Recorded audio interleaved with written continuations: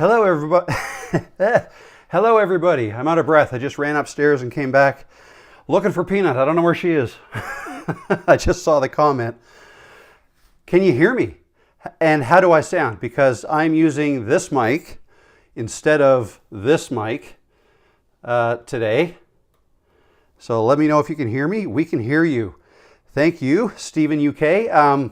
How's the volume? Can you guys hear me okay? Does that sound all right? Does it sound better, different? I guess I can check that when I get back or after I play this back. Sound is excellent. Awesome. Okay, so it's this DJI mic that I'm using. I did not put this little dead cat on it this time because there's no wind in my office, so I don't need it. I just can't, and there's no way I can blow into it because it's down below my chin. So we're all good. How's everybody doing? I'm a little bit out of breath. Thanks for stopping in. My name is Rob. If you're new here, Rob the Maritimer, because I live in the maritime provinces of Canada.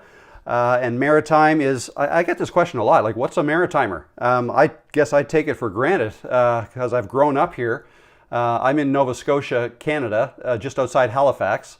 There are 3 of the provinces in Canada are considered maritime provinces: Nova Scotia, New Brunswick, and Prince Edward Island. And also a maritimer is typically somebody who lives around the ocean or has to do with the ocean. Maybe they're a fisherman or a sailor or whatever, or they just live near the ocean, which I do as well. So I'm a maritimer, so that's where my name came from. Really has nothing to do with video editing or growing a channel on YouTube, but it's kind of become part of my brand. I didn't know what my channel was going to be about when I started. I knew I eventually wanted to help people by teaching them how to do what I do to make a living, and but that could have been, how to grow on YouTube, which I hadn't at the time, or how to freelance and grow like a freelancing business through Fiverr, which is what I was doing at the time, and everything that entails all of that, a home-based entrepreneurship as well. Like, who knows? I had no idea where it was going to go, so I thought I'd just use my name and pick something generic that really has nothing to do with what I make videos on, and that's what we've all gotten used to, I guess. So I'm not going to change it now.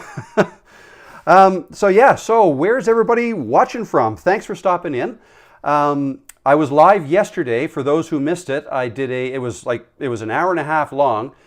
Special guest was Brian G. Johnson. That was a lot of fun. We had a chat, and then I uploaded it, the audio version, to Spotify and Apple Podcasts. One thing I did different, well, first of all, it was an hour and a half long instead of an hour. So Brian was kind enough to stay an extra 30 minutes, which was great. But what I had been doing in the first 4 episodes, this was episode number 5, is I would then create a video version I called it the podcast version, where I kind of eliminated the countdown, maybe tightened it up a little bit, added an intro and a different ending. And then I uploaded that as a video, which I then put in the when you assign it to a playlist called the podcast playlist, then you can get to it with the podcast tab on my channel.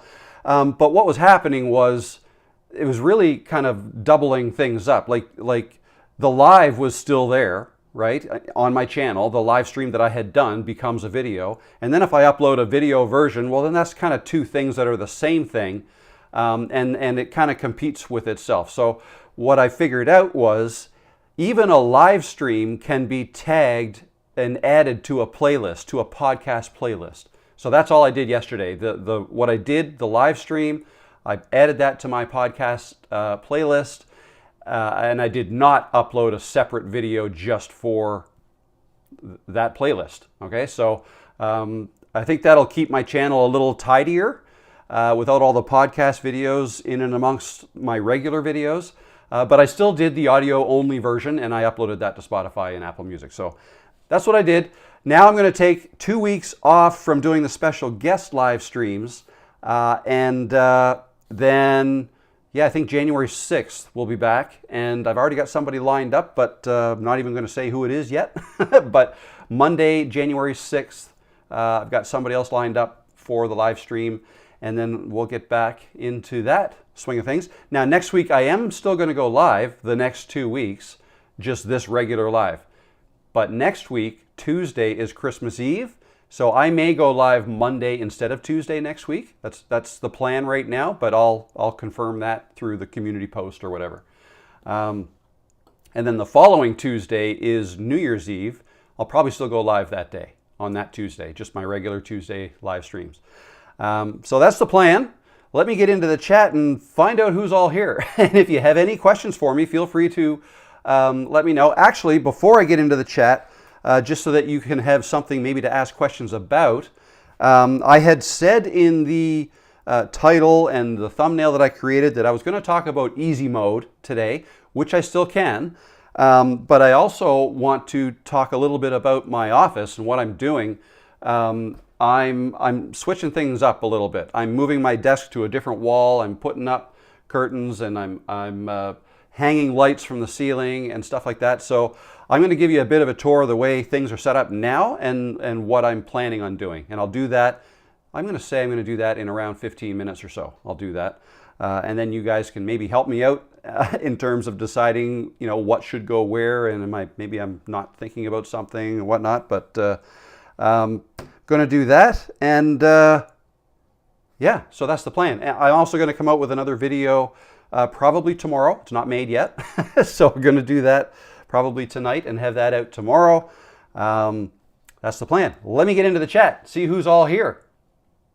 And I hope you guys are having a fantastic day. Okay, so I was the one that, yeah, that's right. I left several messages in the beginning. Follow Your Bliss asked, do you notice any difference between going vertical live and horizontal live? Have you tried both formats? I've already answered by text, actually, that I've never gone live vertically. I know you can. And I remember when I went live just from my phone when I was on the beach a few months ago. I think when I first tried to do that, there's a button you have to push to tell it whether you're going to go live vertically or horizontally. And I was having a little bit of trouble with that just because I had never done it before. No, I don't know that I could ever. I wouldn't want to go live vertically here in the office because most people I think are probably watching on a larger screen. And I'm just kind of set up that way. This camera is not set up vertically. Yeah, that's what I do. I don't have any experience going live vertically. Another question, I've noticed other creators do the countdown. Do you find it helps? So my thought on that is, yes, I do think it helps. It gives some people time to kind of come aboard the live stream. So as soon as I go live, that's when my countdown starts. And I've toyed, like I've used, right now I have a 5-minute countdown that I start.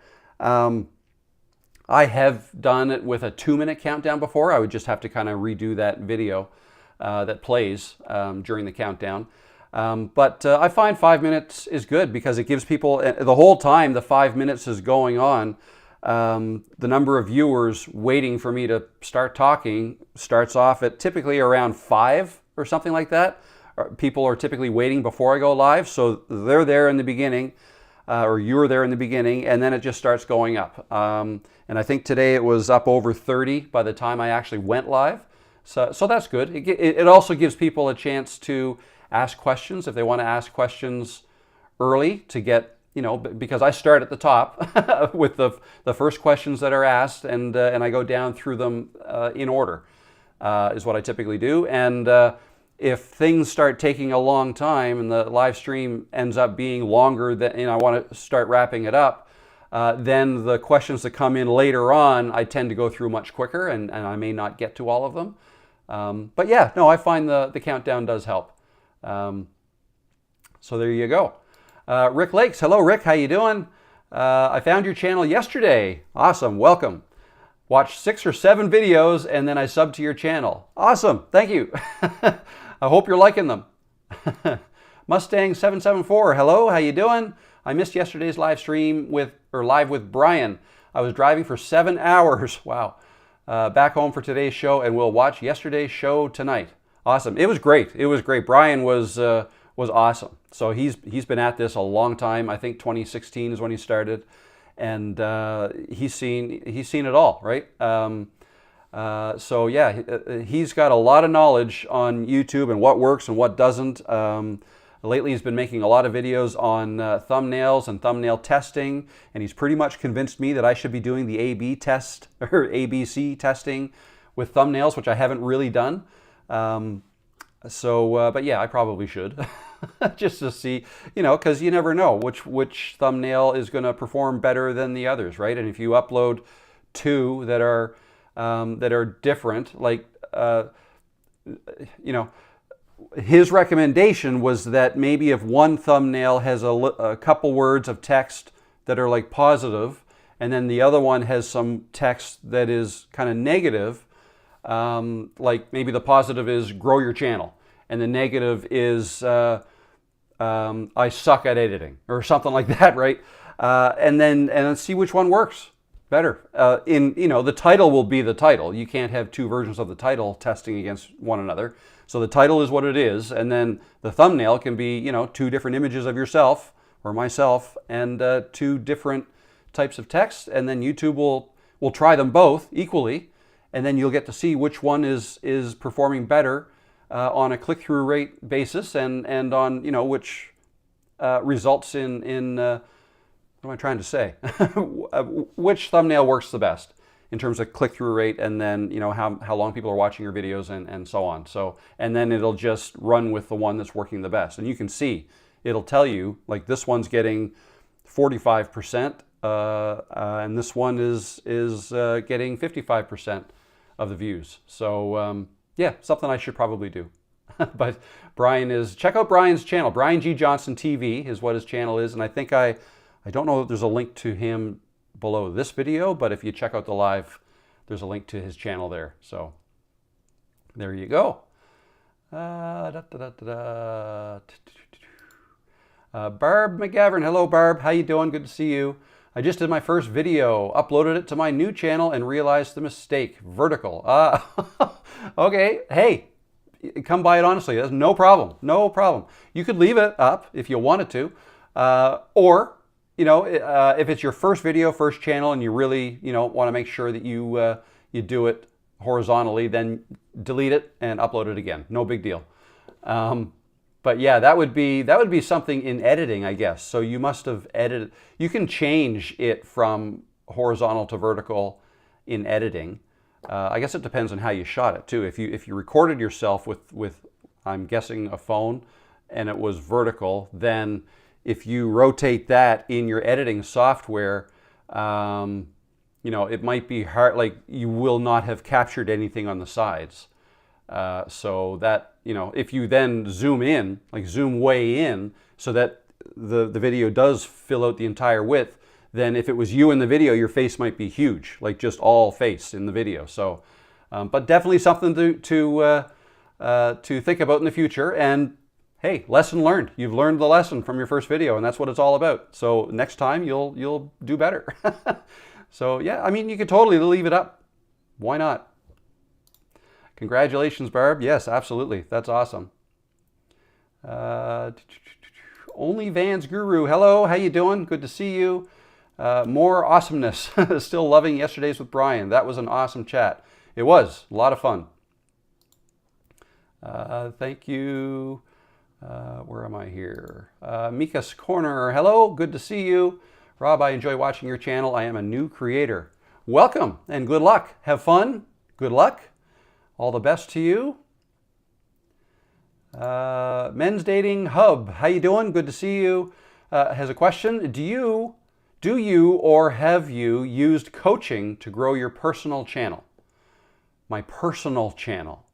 Well, this is the only channel I have. I don't have another channel. And I would say no, I have not hired a coach. But what I did was I spent the last, it's 4 years now, more than 4 years, studying all this stuff. And I've just been very interested in it. It was the fall of 2020 is when I first started to look into this and see what I needed to know. Did not have any of this gear, no camera. I should have just started using my phone, but I didn't. I ended up spending money on a camera, which I now know I did not have to do that. But I've got it now, so I'm using it. Yeah, I've just spent a lot of time learning all these things, lighting, where it goes, microphones, what kinds are best, always with an eye on my budget. I didn't want to overspend on things. Like, there's no need to buy a, top of the line mic. You can get by with something cheaper, but there's pros and cons. And I mean, if I were to do it again, yeah, maybe I would hire a coach, and then I would have learned all this stuff a whole lot faster. I guess that's the advantage of using a coach. They know where you want to go if they're doing their job, and they ask you the right questions, and they want they know what your goals are and what you want to achieve. What ideas do you have to start, and they can help you along the way. No, I had nobody kind of holding my hand like that. Maybe I could have been further along at this point had I done that, but there's a cost to that as well. And I was just interested in learning this on my own anyways. So yeah, long-winded answer, sorry, but nope, I did not use it. I did, I think back in 2020. So there's a channel called Think Media by Sean Cannell. I believe I bought one of his courses. It was a Video Something Academy. And I don't even know, honestly, if I finished it. But got a lot, learned a lot from his videos and from that course, whatever it looked like 4 years ago when I got it. And I watched a lot of Nick Nimmin and a lot of his live streams on Saturdays over the years to learn how to set things up, because I knew I wanted to do live streams as well. Yeah, no, self-taught. Live stream consultant. Good morning, Rob from southern New Mexico. Good morning. How you doing? Office looks neat and tidy. No kitty cat? No, I don't know where she is. No, she's hiding somewhere. I've been moving stuff around, so I guess this angle, I didn't even realize this angle, it does look fairly tidy. If I were to do that, is that going to work? There we go. Yeah, so that's my iPhone now. So yeah, it doesn't look so tidy from this angle. So there's where I just got up from. I just backed up here, and that's what I want to fix, that whole area back there. And I don't have to yell because I'm using this mic here, right? So you can hear me, not that overhead mic that I usually use. But yeah, so what I'm going to do is see these curtains that are behind. So there's a window back there. I'd like the option to be able to open that more, open the window and see what's going on outside. It's a half decent view. Like that's what I look at. It's the ocean out there. I don't know if you can see that or not, but that's that. I like to be able to open that a little more often. So my plan is to have curtains over there as well, like wrap around, leave those ones there, but then curtains there, and then curtains there. Those are doors for the closet. All right, so I got my closet in there, another one there. And I'm going to remove those doors. I'm going to remove the doors. I don't know if you can see all that, but remove the doors. And then I think the desk, I'm going to move it from here, this main big desk, and I'm going to put it along that wall. And then this little tiny desk I'll put over here that I can use sometimes. And then these lights, I'm toying around with the idea of just hanging them from those boom arms like that.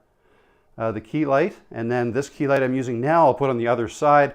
I may have to move those boom arms because there's going to be curtains going across there. And I've got another one here, and then other boom arm is here holding up that key light that I use when I sit in this chair to make my videos. That's not going to change. I still want to make videos here with, microphone I put here, and then the camera, and that's the angle there that you see a lot of my videos in.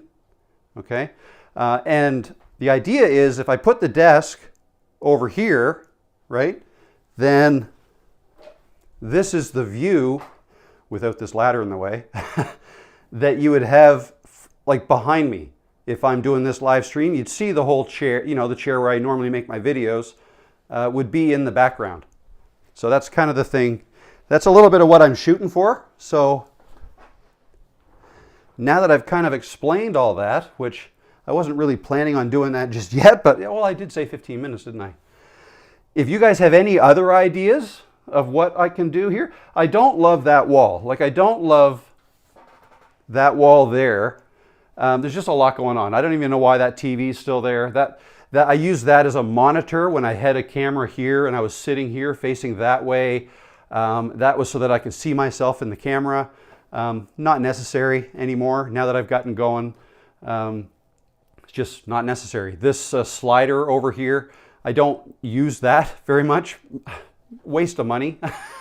Again, I blame that on Nick Nimmin because he uses one for his live streams. I'm going to probably use it again. I'll set it up over here, but to have a secondary shot that's moving at all times, that was kind of the idea. Nick does that, and I think it looks pretty cool, so I was trying to emulate that. And I've done that a little bit, but anyways, I can get that out of there, and I think I'll have more space here in the office if I switch this over to there. So that's the plan, and make everything look. The other thing is make everything sound better. So if I have 2 additional walls covered in these blackout curtains, the sound proofing should be much better in this office as well. So should be a lot less echo when I make my videos. That's the plan. So let me know what you think. If I'm off base, if there's something else I'm missing, if it's all just an exercise in futility, like why would you bother doing that? Your setup, it looks half decent now. Why bother changing it? Well, there's a boredom thing too. Like I like messing around with stuff like this.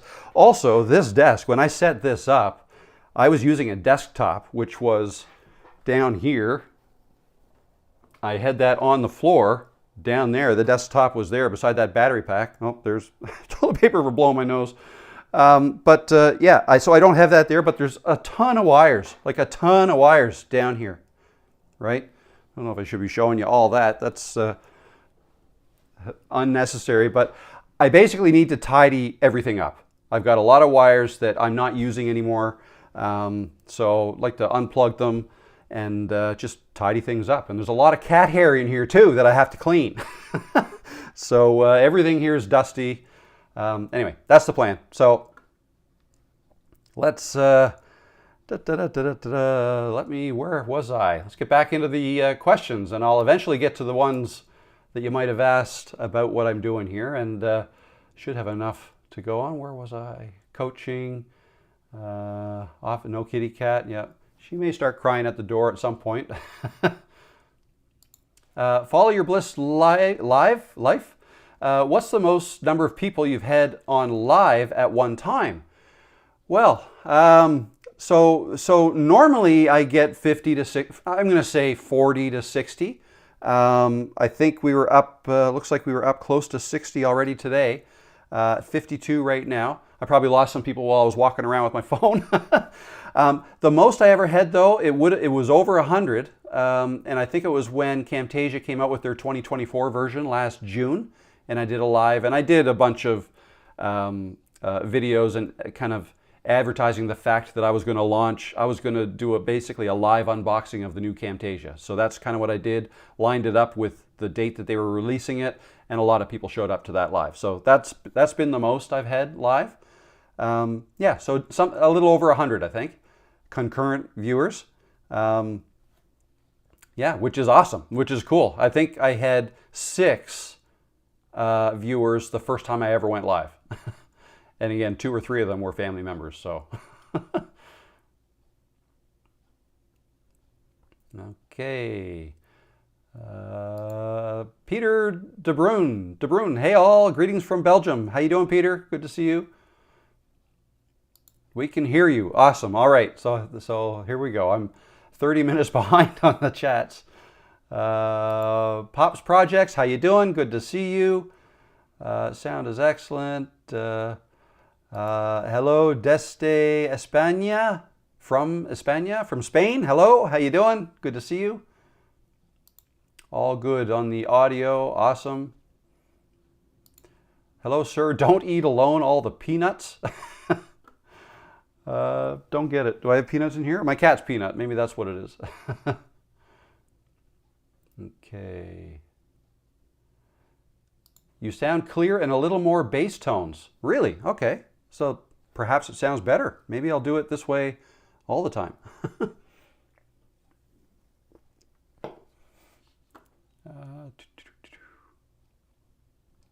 Where are we? Sounds good.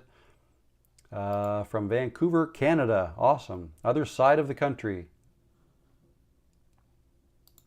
CJ Adventures, how you doing? Good to see you. I'm in Orlando. What would you recommend for made for kids content? So hard to find guidance on this. I'm not sure I can help you with that because that's not something I've done. I know when you upload a video, if you do make something for kids, you need to check off the made for kids checkbox. But since I've never done that, I've never done that. So, but what would I recommend made for kids? I mean, so if you're making videos for kids, I don't know, that's a hard one to answer. It's it's almost kind of going at it the backwards. Like try to think about what kids would want to see, which I'm a little bit out of touch with because my kids are 22 and 25 years old. So. Not so much kids anymore, but adults. I don't know, like kids, like I guess it depends on how young. Like if I think kids like cartoons, they like to be entertained. They're not typically going online to learn things like us older adults typically are. They want to be entertained. So flashy colors, music. I don't really know how to help you. I'm sorry. I'm kind of drawing a blank here. I suppose you could try to pool or try to do some market research on what types of things kids are interested in, or go on YouTube and start searching for videos for kids that are doing really well, and see what their content is, and maybe that'll give you some ideas. Just a couple thoughts. That's about all I can help you with. I'm sorry. I hope that helps a little bit. Follow your bliss life. Has this been your biggest growth year? Absolutely, 100%. Yes, definitely. Doesn't matter how you measure the growth. This is the biggest year by far. So if you, I mean, the typical way people measure the size of a channel is number of subscribers, and that's kind of an odd metric because it really, I mean, the number of subscribers really is a number that means nothing to nobody. Really, like it doesn't. Number of subscribers doesn't matter when it comes to how well a channel is doing. It just gives you an idea of the size of a channel, how many people clicked and decided they want to hear more from that person. But if we do, that's really the best way you can measure a channel. If we do look at subscribers, what was I at? So right now I'm close to 30,000 subscribers. Probably should hit that in the next few days. This time last year, I was at the end of December 2023, I was at 2,680 subscribers. So I've grown more than 10 times this year. 2,680. The previous year, actually I can share this with you. Want to see this? That is the wrong one. Hang on one second. Screen share. Got to change the monitor. I don't know why it does that. There we go. Okay, so this is my spreadsheet. Actually, if you're interested in having a copy of this spreadsheet without all my data, but there should be a link below this video or in the description of my latest videos where you can download what I call the my YouTube stats tracker. It's the spreadsheet I set up to kind of follow this. And if we go back, so here we are here, this is December 2024, and so as of yesterday, I was at 29,880 subscribers. A year ago, I was at 2,680 at the end of this month. The year before that, I was here, 1,838. So in calendar year 2023, I gained, it looks like around 1,000 subscribers, 1,800 there. The year before that, it was 396 to 1,800. So, fairly slow. And then this year, just boom. I mean, I was up to 3,800 in June, and then July is when I had a video that did super well. And I went from 3,800 to 16,000 subscribers in 1 month. So that was a viral video, and then it's been growing pretty steadily ever since. So yeah, definitely my biggest year growth-wise. So let's see if we can duplicate that next year. We will see. We will see. Mikas is in Oregon. Awesome. I've never been to Oregon. Hafoto, how you doing? Good to see you. Tennessee, 50 years old here with 17-year-old channel that has just now started to do something. Awesome. Congrats. Congrats. All the best. Best of luck. Hans, hello from Linköping, Sweden. Did I say that right? I hope so. Man, Brian is a talker, eh? Yeah, but he's got lots of interesting things to say. Like, he can talk all day long, and I'm going to listen because he's got lots of good info. Loved it. It was great.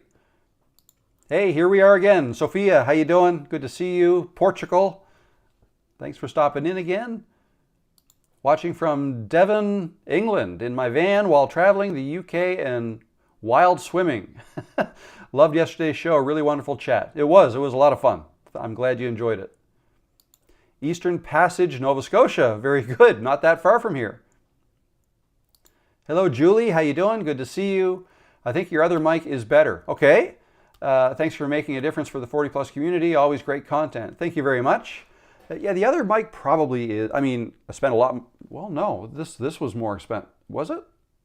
I guess they're around the same price, but this one allows me to go outside and plug it into, it's kind of cool because it comes with these little attachments. This one here, if you can see that, that's what I have to put into the receiver to plug it into my iPhone. Since my iPhone is a little bit older, it has the old Lightning attachment. What I have plugged into it right now, though, is a USB-C adapter. And then I have, here, I'll switch back to my iPhone so I can show you. So I've got it plugged into my computer via USB-C, and it is over there. See that? It's plugged into my dock. And you can see, oh, it's got, I'm going to close the lid here. If I close that lid, one of those mics will disappear. There, now it's just showing the one mic. Yeah, and I can walk into another room and it'll still work. So I love that. But this is the first time I've ever tried to do this. But yeah, if this lid is open, there's another mic in there, and then it would be stereo that I guess you'd be hearing. I could put one mic here and one here. Yeah, that's actually interesting. Let's try a little test here, see if this works. So here's the other mic. Well, no, actually no, because I only have one going into, I don't know if, can you hear me if I do this? Is this making a difference at all? I don't know. You guys let me know. Probably not. Something I could probably test in another video though. All right, where are we? Balance Ballo, your fan from Pakistan, sir, but don't forget to share peanuts if you find some. Very good, yeah. I don't know where she is. She's probably hiding somewhere. It's kind of stormy out there today, so she's probably under a bed somewhere. Only Vans Guru says, how do you cope personally when your channel growth stalls or a video doesn't take off? Move on to the next. That's it, because it happens a lot, right? I have not yet duplicated the success that video of mine in July had. I've had some do really well, and like I had one, I think it was in October, that's now up over 80,000 views. That's the easy mode video that I did. So that was awesome, and it's still getting a lot of views. But then, other ones don't. How do I cope? I don't dwell on it because it's out of my control. Once I upload a video, sure, I can always try to change a thumbnail or change a title. But I can't change the video. The video is uploaded, and I'm not going to delete it. Just move on to the next. Not every video is going to be super successful. In fact, most of them won't be. But the reality is, every video I make has a place on my channel. And what I mean by that is, often there are videos that I make not with the intent of that video taking off, but maybe it's a question that a bunch of people have been asking me and then I can answer in a video, and I know that that would be a useful video for my subscribers if I had that. But it may not necessarily do really well in browse, right? It just might not be the type of video that does really well. I find the videos that are a little more general, if the topic is, like, quite honestly, if I just kind of grab my phone and go for a walk and talk about something, as long as I don't make it too long, those types of videos tend to do well. Or if I'm just sitting in the chair here and chatting, like having a heart-to-heart, just sharing my feelings, my thoughts, things like that tend to do better. But since a lot of you are interested in starting YouTube, and there's some tools you need to learn, there's some things you need to learn, it makes sense for me to try to help you with that, and I'll make a video on, like the last video I made last Friday was on ChatGPT, and I think it was 20 tips or props you could use as a YouTuber to get ChatGPT to help you with being a YouTuber. That's not something that's going to get a lot of, it's not going to go viral, all right? And I knew that, but that could end up being a good video in search down the road. If people are searching on how to use ChatGPT, the more views my video gets, it might start taking off, who knows? That, and then the other video that has done all right is a video I made, I don't know, a month or two ago on how to create a YouTube channel. How to create a YouTube channel. That's done fairly well, but the reality is most people who come in, who are here, you guys probably already have a channel. You probably don't even need to know that. So that video I made for search reasons, and I did not necessarily expect a good number of my subscribers to watch that video from start to finish, because you probably already know all that. So yeah, there are different reasons for making videos. But if a video doesn't take off, I don't dwell on it, because as soon as a video is published, yeah, I do follow the stats. I have YouTube Studio on my phone, and when I go for walks or runs, I will check it probably more often than I should, which is interesting because when I had that chat with Kevin Colby a few weeks ago, I asked him, how often do you check your YouTube Studio? And he says he deleted that app. He doesn't even look at it ever. And I said, wow, that's interesting. But he's got a really good point. He also deleted all his social media, the ones he doesn't need for work, like Facebook and things like that, because they're just distractions, and that's true. So yeah, as soon as you post a video, move on. Like, think about what to make next, and you may get suggestions from the comments you get off of that video, or maybe you've already been thinking, okay, I made a video on this, now what's the next logical video I should make that will help my audience? And you can kind of forget about what you've already posted because it's done. There's nothing you can do about it. So you can track how well it does and try to see if maybe your thumbnail can be better, look at your click-through rate and those sorts of things. But other than that, I try not to dwell. Sorry, another long-winded answer. Your driver, Sasan, how you doing? Good to see you. Jason Lorette, how you doing, Jason? Good to see you again.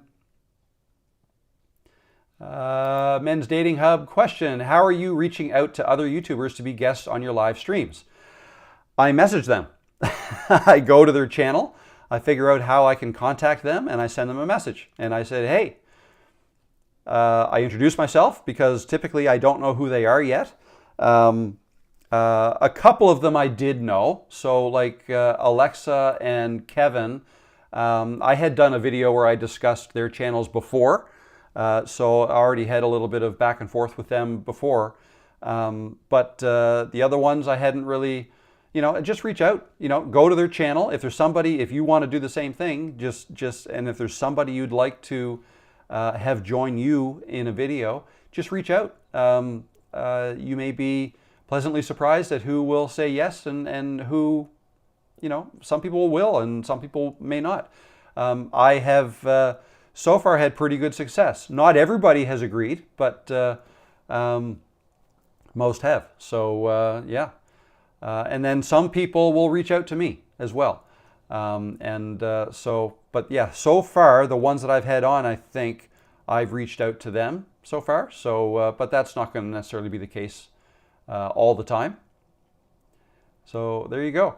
If you think about it too, like most of us, most content creators, I shouldn't say most, because that's too general, but a lot of content creators work by themselves.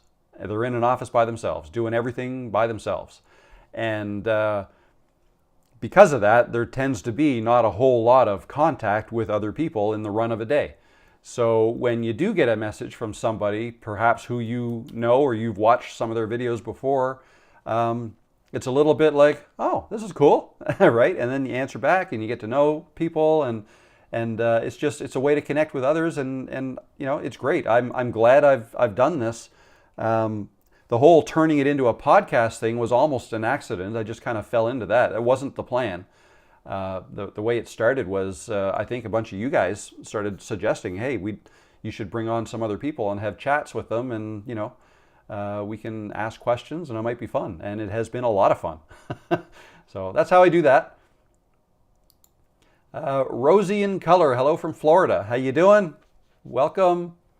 And it has a question. What's the best way to transfer your videos to your Mac from your phone, and then is it better to use a hard drive to put them on? Struggling with a system. Okay, let me just have a quick drink. I just realized you guys could probably hear me like swallow and everything with with the mic right here. Anyways, so what I do, so I have a MacBook and I have an iPhone. Because of that, there's this wonderful thing called AirDrop. So when I film with my phone, I will just AirDrop the file to my MacBook, and there it is. Now, when I'm recording with this camera, there's an SD card in the bottom, and I've gotten good at doing this while not taking the camera off of the tripod. Just open that door and pop it. And I find this hard to get. I got big fingers. There's the SD card. My MacBook has an SD card slot right in the side. Pop that in, copy the files over. So that's how I get them into my MacBook. And if you don't have an iPhone, then probably you have another way. Like, you can also connect these cameras to your computer via USB-C as well, and then you can copy them over that way. And I do that sometimes when I use this camera to record a video, because it's just a little too hard to get at the SD card slot. So I just leave it in, and instead, no, wrong button, iPhone. Instead, see, I've got two wires plugged into the side of this camera. This one is connecting it to the computer, and this, like HDMI, sorry, right there, HDMI. This one is USB-C. That's the one that allows me to transfer files. Okay, so that's how I do that. And then, what was the other part of your question? Is it better to use a hard drive? So, my MacBook, I have a 2 terabyte drive in the MacBook, so I have around 1 terabyte of free space in my MacBook, so I have no space problems.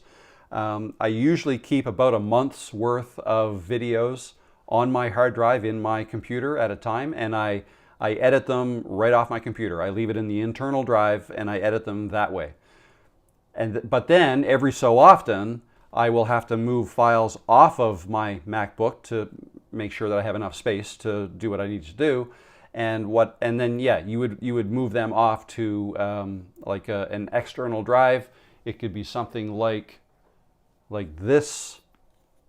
That's an external drive. I think this is what's it called? The T7 Samsung portable SSD. I don't know how much. It's either 1 or 2 terabytes. I can't read that. My eyes are no good. I could plug it in and figure out what it is, but yeah, you can put them on those. And you know, you may or may not need to save everything after. You know, I save everything because I actually have a NAS, like an external bank of hard drives that I store my things to. That once I'm finished with them, so that's what I do. But For fast editing, the fastest editing possible is if you edit directly from your hard drive. The next fastest would be editing from one of these, USB-C, as long as you plug that directly into your computer, and it's an SSD drive, not an HDD drive. HDD, hard disk drive, those are the ones that have the spinning disks on the inside. That's the way they always used to be. But that, mechanical parts, it's a lot slower to get files, copy files back and forth, which is what you're doing when you're editing, right? You're always reading and writing from the drive. So instead, use one of these, SSD, solid state drive, which means there's no spinning parts, no mechanical parts. Instead, it's basically a computer chip inside here. It's a memory chip that all your data is stored on. Much faster reading from one of these. But the fastest is edit from your internal drive on your computer, if it's SSD. Some laptops don't have SSD internal drives. They have HDD drives. They would be hard to edit on. They wouldn't be as good to edit on. Anyways, I hope that helps. Some advice there. You can do this. How you doing? Good to see you. Oh my God, just love all your videos. So helpful. I'm going to start a channel, over 50, and so nice to connect. Awesome. Good luck. Have fun. If we can help in any way, just ask. Any questions? There's no such thing as a stupid question. Barb, hello Barb. How you doing? I think I already said hello to you earlier. I forget. Vertical. Yeah, recorded vertical via my phone. Okay.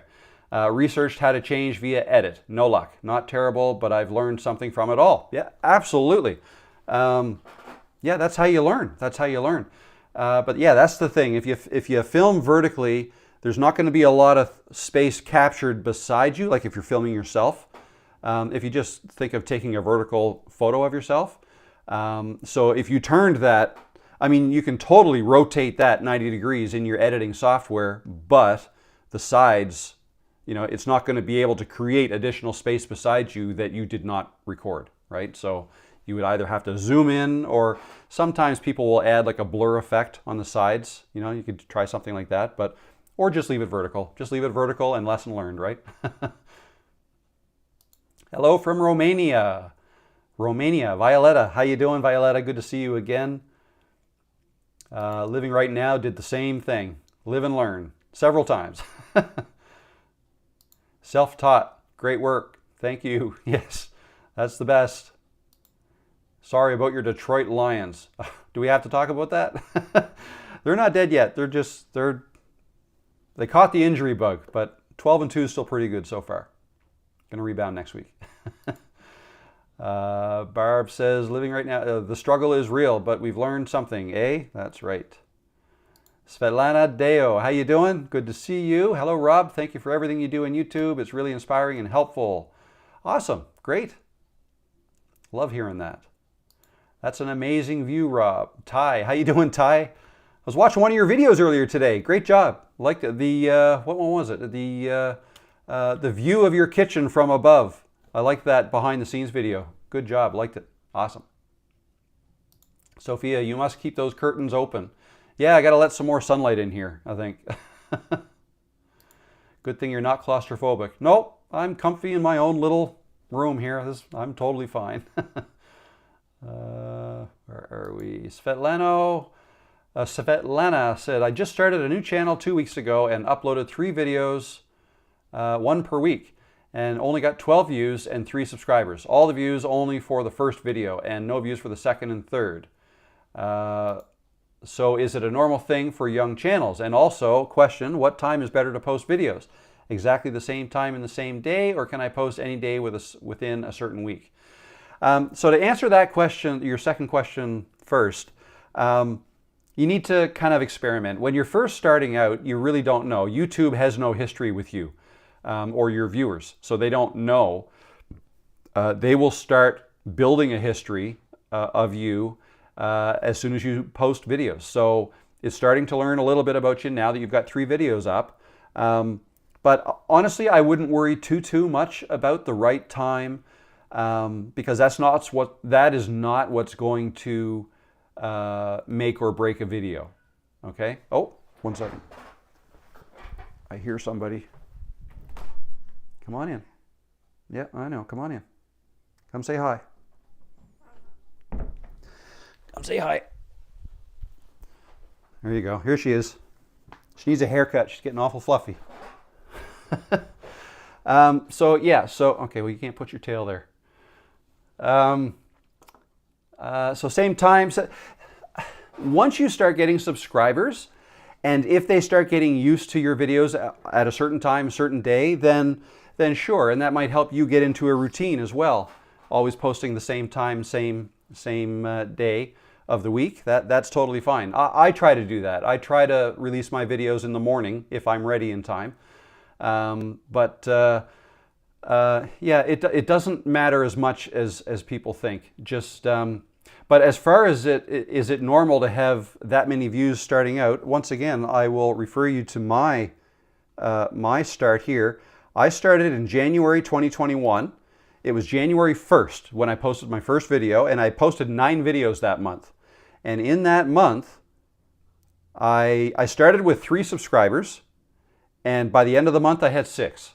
So those 3 subscribers were, I think, my son, my daughter, and my nephew. So that's the 3. So I gained 3 subscribers in the first month from 9 videos. Okay, I did get 254 views, which was great, but not, that started to grow over time. But then the next month, then I didn't post for how many? Like 8-9 months, almost a year. I didn't post again. But what happened was I was still getting this number of views every month, so the total was going up every month. And look what happened, subscribers. I got 4 new there, 15 new subscribers there, and so on, and all the way down here, 33 new subscribers 8 months later after having not posted any more videos. So yes, totally normal to start really slow, and then things will pick up in time. So not to worry, you'll get there. But that's a big thing. Just be patient. Be patient and try not to worry too much about it. Just keep building your catalog. Keep making videos. Try to get a little bit better with each new video you make. And that's all you can do. That's all you have control over, right? Try to enjoy the whole process as well. Jason says that TV wall will disappear when you move all your gear to that side. Yes. Yeah, it will. I don't like the look of that, but again, it's going to be nothing but curtain right across there, which I think will help with sound as well. That's the plan. Question, that's a lot of equipment. Do you use any of it for something other than YouTube? It looks overwhelming for a new starter. Yeah, and you know what? It is a lot, and it's way more than you need. No, I don't use this for anything else other than YouTube, and a lot of what you see in here I don't use anymore. Like that slider, I haven't used that in 6-8 months, I don't think. So the amount of dust on the top of that's crazy. Yeah, for me, it's been a hobby too. It's been a hobby for me. So I've experimented with different things, and finally found what I like and what works for me. And yeah, I could probably get by with less than a quarter of the stuff I have in here. Lights is a big thing. Like for me, I don't love light stands on the floor because it's not a big room. This room is only, I'm going to say it's 9 feet across that TV wall, and maybe 12, no, it's closer to 14 feet this way. So I mean, that's a nice length, but 9 feet wide, not a big space. So I like to get the lights off the floor, which is why I have those boom arms, right? Those boom arms up there. The plan again is to hang the lights like that, right, from there. And you can also hang, I might even hang the microphone from the wall. And I think I'm going to move those mounts, instead of being wall mounted, I'm going to put them up there on the ceiling. Okay, you can do that. And then there's that one. So, and yeah, so this mic can hang from that. And you can also hang like a top-down camera from one of those. So, but yeah, the fact that I have 4 of those now, I mean, I bought those when we built this house, and I moved in, and I was making the office, and I had an idea what I wanted it to be. But my ideas have, they change over time too. But again, that's all part of the hobby. It's all part of the fun for me. Nothing's ever going to be perfect. So I like making changes and kind of documenting the changes and kind of you know, showing people what I'm doing. Beth Adams Official. Hello, Beth. How you doing? Nice setup. I'm so inspired by you. I'm coming back to YouTube again because of you. Awesome. Thank you. And good luck. That's great. Keep up the great content. Thank you very much. Appreciate that. And yeah, good luck. Have fun. Hope we can help you out a little bit here.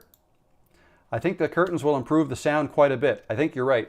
I might even do something on the ceiling too. I'm not exactly sure what. I've got some moving blankets I might be able to hang on the ceiling too, maybe. There is a ceiling light up there. Oh, geez. That's on. That's why my lighting is all messed up. That should be off. Gosh. Or maybe it was better with it on. I don't know. Now I'm in the dark. But no, this... yeah, see, I've messed around with the lights. I don't have all the same lights. But that light definitely should not have been on because it's a warm light. It's different coloring. So anyways, you don't have as much control when you have that light on as well. So anyways, yeah.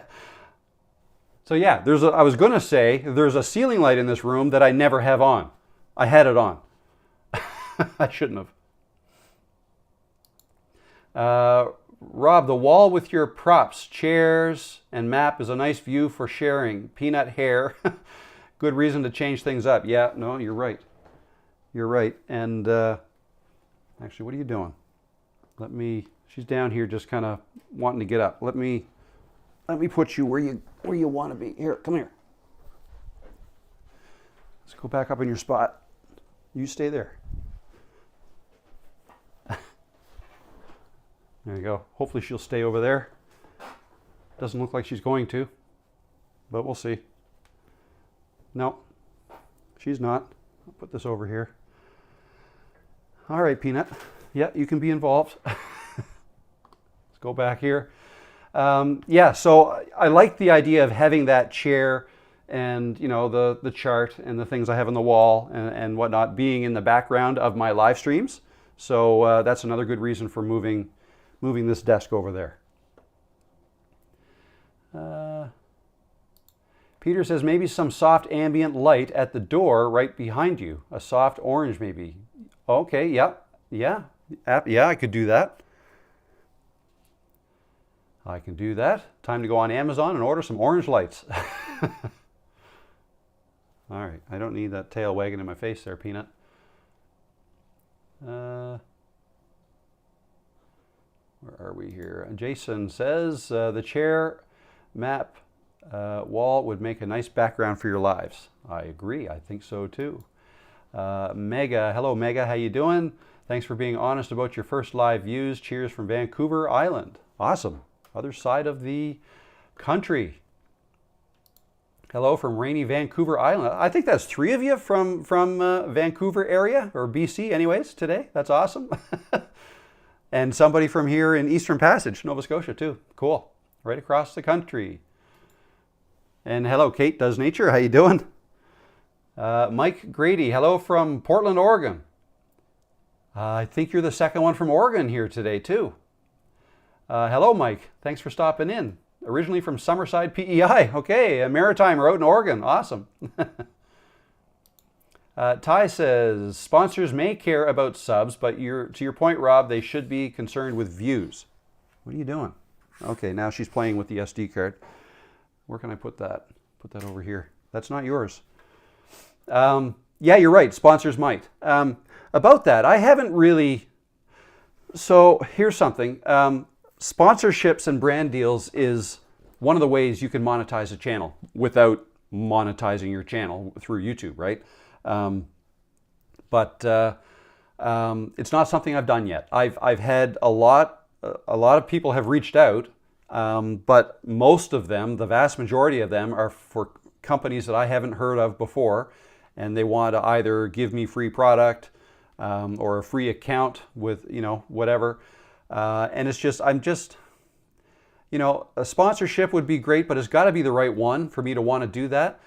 As soon as I accept a sponsorship, then I've got to make videos for them or put ads for them in my videos, right? What are you doing?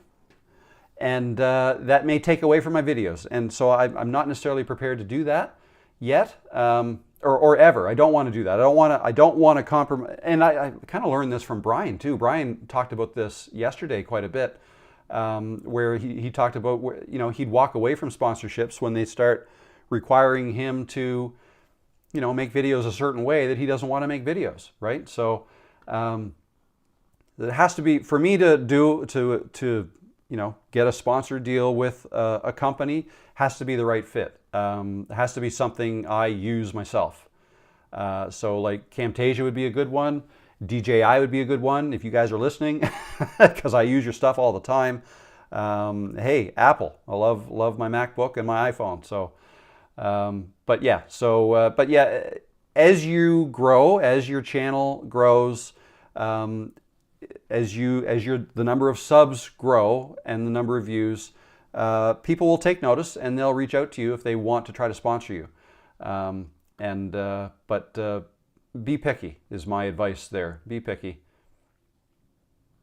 Anyways, I don't know how I got on that. Ty talked about sponsors a little bit, so that's what it was. Beth Adams, congratulations on your growth. Very inspiring. Thank you very much. And yeah, I'm more than happy to share this stuff. I made a couple of videos recently that go over, the growth in views and how it happened and why I took my breaks. And then I did a follow-up video 2 weeks ago that kind of focused on watch hours, because somebody rightfully pointed out that although it's nice to know what your journey was subscriber-wise, more often than not, it's the number of watch hours. Reaching that 4,000 watch hour threshold that you need to be monetized tends to be harder to do than the 1,000 subscribers. For most, not all, but for most. So I made a video on that. OnlyFans Guru. My first channel has 17.6 thousand subs and gets 4,000 views a month. My new channel launched last month, has 800 subs and gets 15,000 views already. Wow, it's interesting how different channels get views and subs so differently. I guess it probably has a lot to do with the content and the audience and whatnot. But congratulations, that's great sounding growth. That's awesome. Good evening, TGM Forum. Thanks for stopping in. Jason Lorette, I'm currently at 1,196 subs. Would love to hit 1,200 before the end of December. 1,200, you're only 4 away. You might get that today. Fingers crossed. Can't control it, but hopeful. Yep, that's right. Can't control it. And yet, honestly, it doesn't even really matter. It's funny. Hafoto, you pronounced Hafoto correctly. Is that how I pronounced it the first time? I forget. Did I say Hafoto? Love it. I've heard so many different attempts. Might be my maritime Canadian accent. Beach Bum Bo, how you doing, Beach Bum? Thanks for stopping in. Hey Rob, found you a week ago and I'm hooked. Watching from Destin, Florida. Awesome, welcome, and welcome aboard.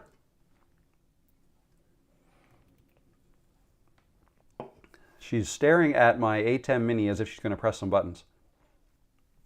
You don't want to do that. I don't want you to do. No, where are you going? No. You don't want to go back there. Stay out here. She's going to be so confused when I have this whole office switched around. JKK World Travels. Hey everyone, Kate here from the UK. Hello Kate. Thanks for stopping in. Oregon, I think I said Oregon, is pronounced Oregon. Oregon. That's right. I should have known that. Oregon, not Oregon. My bad. What are you doing? Here, can we just go over on the chair? Okay. To Los Angeles. Hi Rob, good evening from Spain. I put myself in hard mode trying to clean old audio recordings to include in the intro video for my new channel. I know no one's going to watch it, but I feel bad leaving such bad audio quality. Yeah, I mean, hey, if you learn something from including bad audio the first time, just change it from then on, like your next video. I wouldn't necessarily worry too much about a video you've already made, but if you haven't uploaded it yet, then absolutely you can change it. But yeah, making mistakes is totally normal, and it's how you learn. Quite honestly, you make a mistake, learn from it, and then you're more apt to not make the same mistake again if you actually publish it with the mistake in there. Just something to think about. Jay Sam's watching from across the harbor, although with the fog I can't see you. Yeah, so, and I'm actually in St. Margaret's Bay, so I'm not actually in the Halifax Harbor area, but a little further away. But yeah, it's foggy out there today. It's warm. Rainstorm. Rainstorm today. I think we had one last week too. Still no snow here for those who are interested. Gen X remembered, Rob, is your channel an LLC or equivalent if you don't have LLCs where you are? So yes, and yeah, in Canada we just call them incorporated companies, and you typically would add a Inc., like INC period, or LTD period for limited. It basically stands, well, LLC I think stands for Limited Liability Corporation, right? And in Canada it would just be LTD, like limited, or yeah, Inc., incorporated. But yes, I do have a company that I've incorporated, but this goes back 20 years. And everything that I do on the internet to earn revenue, to earn income, I do under that LLC umbrella. So I already had one set up when I created my YouTube channel. So it just made sense to kind of put it underneath that. But not everybody does that. Some people just do it personally, but you know, there's pros and cons with an LLC. There's extra costs involved. But there's also an additional layer of protection. You know, if you do something that someone's going to sue you or something, it's the company they sue, not you personally. Although typically, you know, if you're the sole owner of the company, you're somewhat liable anyways. So anyway, I'm not a lawyer, not an accountant either. So that's really all I should say about all that stuff. I don't know much more than that. But yes, I do have an incorporated company. Home Gym Physique says, why do content creators care about subs? It doesn't matter. Engagement, likes, and comments is what matters. Yeah, I think the reason why is because that's kind of it's a convenient way to measure the size of a channel. Like if somebody were to ask you, you know, how big's your channel? Oh, you're on YouTube? Oh, interesting. How big's your channel? The typical response would be, well, I have 25,000 subscribers. And, you know, that I think means more to most people than, oh, I got 4,800 watch hours in the last year, right? That's less tangible, if that makes sense. So I think that it starts there. It's just an easy way to quantify the size of a channel. And you know, I also say the same thing as you, but I'm now going to push back a little bit because I typically say the number of subs doesn't even typically matter. But in a way it kind of does, in that once you have subscribers, when you release a new video, YouTube will basically put your video out in front of your subscribers first before they try it out on a bunch of random people. This is the way I understand the way that it works. So when I put out a new video, now they don't force all of my subscribers to watch this video. It will just show up in the YouTube homepage or wherever my subscribers access it. Some of my subscribers will just subscribe, and some will subscribe and want to be and click the bell icon to be notified. They want to be notified when I release a new video.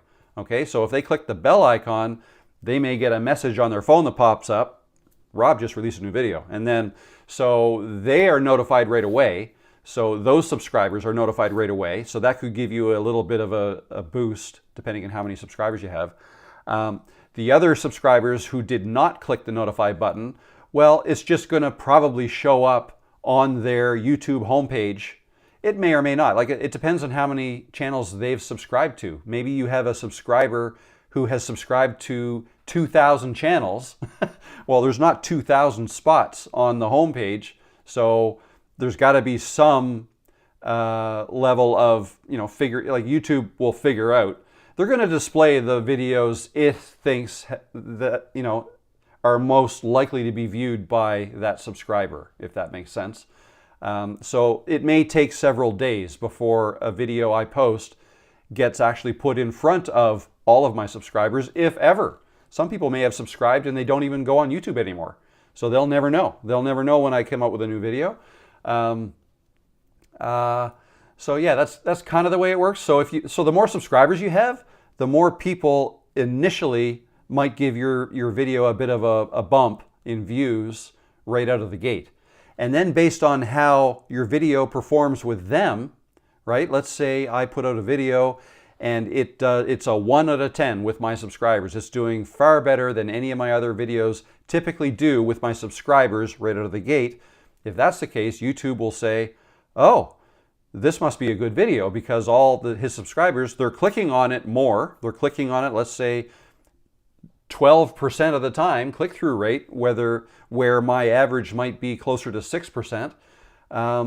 So not only are they clicking on it more, they're also watching it for longer. The retention is higher.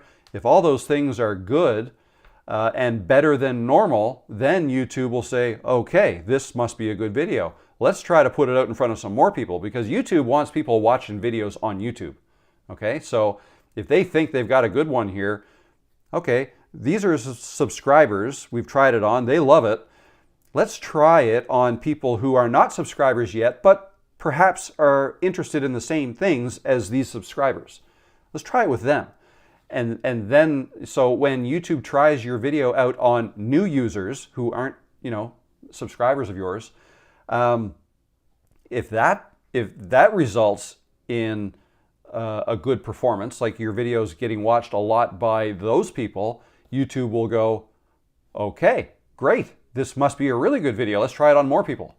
And that can just continually snowball, and that's how you wind up with a viral video. And that's how you reach new customers, get new subscribers and whatnot. So I gotta weigh on myself there a little bit. Back to your question, I guess that's why subs are somewhat important in the beginning. But you are right. Subs are not what you get paid on. For instance, like once you get monetized, you're getting paid on the number of views times the RPM, how much ad companies are paying to put their ads on your videos, things like that. But it's all based on the number of views your videos are getting, or the number of views ads are getting, right? Because sometimes a video may have more than one ad. You might put an ad in the beginning. There may be a mid-roll ad if it's a longer video than 8 minutes. But I hear what you're saying. That's probably why content creators care about it. It's an easy way to quantify how big a channel is. Hans says, I asked ChatGPT, Linkoping is pronounced approximately as Lin Shun Ping in English. Lin Shu Ping. Is that how it is? Lin Shu Ping. That's ingenious that you asked ChatGPT. I've never even thought of doing that. If I see a word in another language and I don't know how to pronounce it, I can ask ChatGPT, like you just did, how do I pronounce this word in English? And oh, nice, excellent, thank you. You taught me something. Anaholics, I am late, better late than never. Welcome, thanks for joining. No problem that you're late, you made it.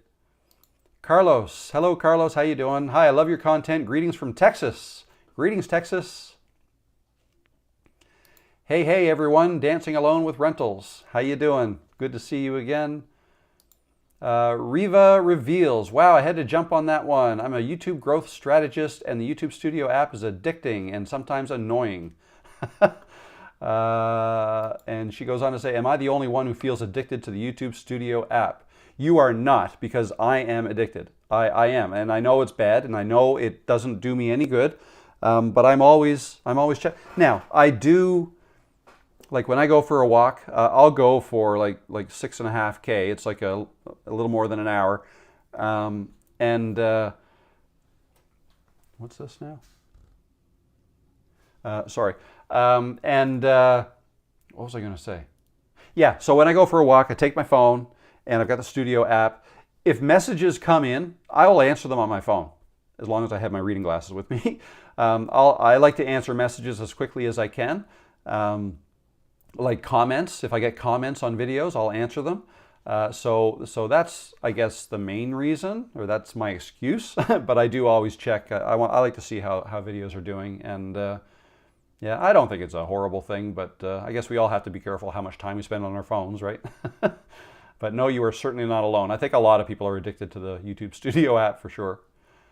Dirtnap Collectibles. Hi there. Should I ask my boss if I could create content for his store's vacant YouTube channel, or should I just focus on my slowly evolving channel instead?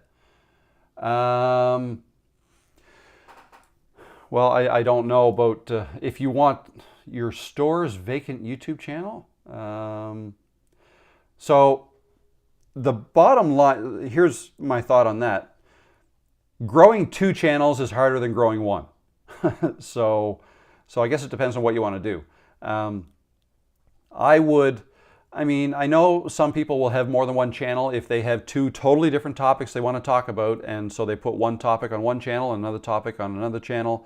But the reality is, it's really hard to grow a YouTube channel. There's lots of things you have to learn, and use the YouTube Studio app to track how you're doing, and check on your thumbnails. How are they doing? And it's just a lot. I can't imagine trying to grow 2 channels. So I would, without knowing your situation and your boss and all this stuff, I'd probably focus on my own channel, unless your boss is asking you. If that's part of your job, if your boss wants you to grow a YouTube channel for the store, then I guess that's what you got to do if he pays your salary. But if it's just you deciding what you want to do and you don't know, I would focus on your own. Quite honestly, if you can, that would be my suggestion, anyways. But yeah, very hard to grow 2 channels. Very hard to grow a channel. So 2 channels is twice as hard. Always great to see your channel growth, Mr. Rob. I earned 200 subs in 2024. Pretty pleased about that too. Awesome. Congrats. It's funny how how growth works. I mean, you could grow 200 subs in 1 year, 2,000 the next year, 20,000 the next year. Like, growth is typically not linear. It's just it's all over the map, really. So I'm getting texts that keep dinging in my ears, but I think no, it's all good. Hopefully my daughter doesn't think I'm ignoring her, but I'll answer her after the live stream. Let's see. 2 terabytes, woohoo! Yes, it could have got, yeah, well, I would have liked 4, but that got out of my budget. I'm not the only creator who hydrates off Monster. Peach Tea Monster. What is this one? Ultra Strawberry Dreams. No, I live for these things. Well, actually, I like Rockstar too, but I like the peach one. The peach one's good. I didn't think it was called peach tea, but peach, 0 sugar, then it's healthy for you, right? That's what I tell myself. Keeps me going. I don't like coffee.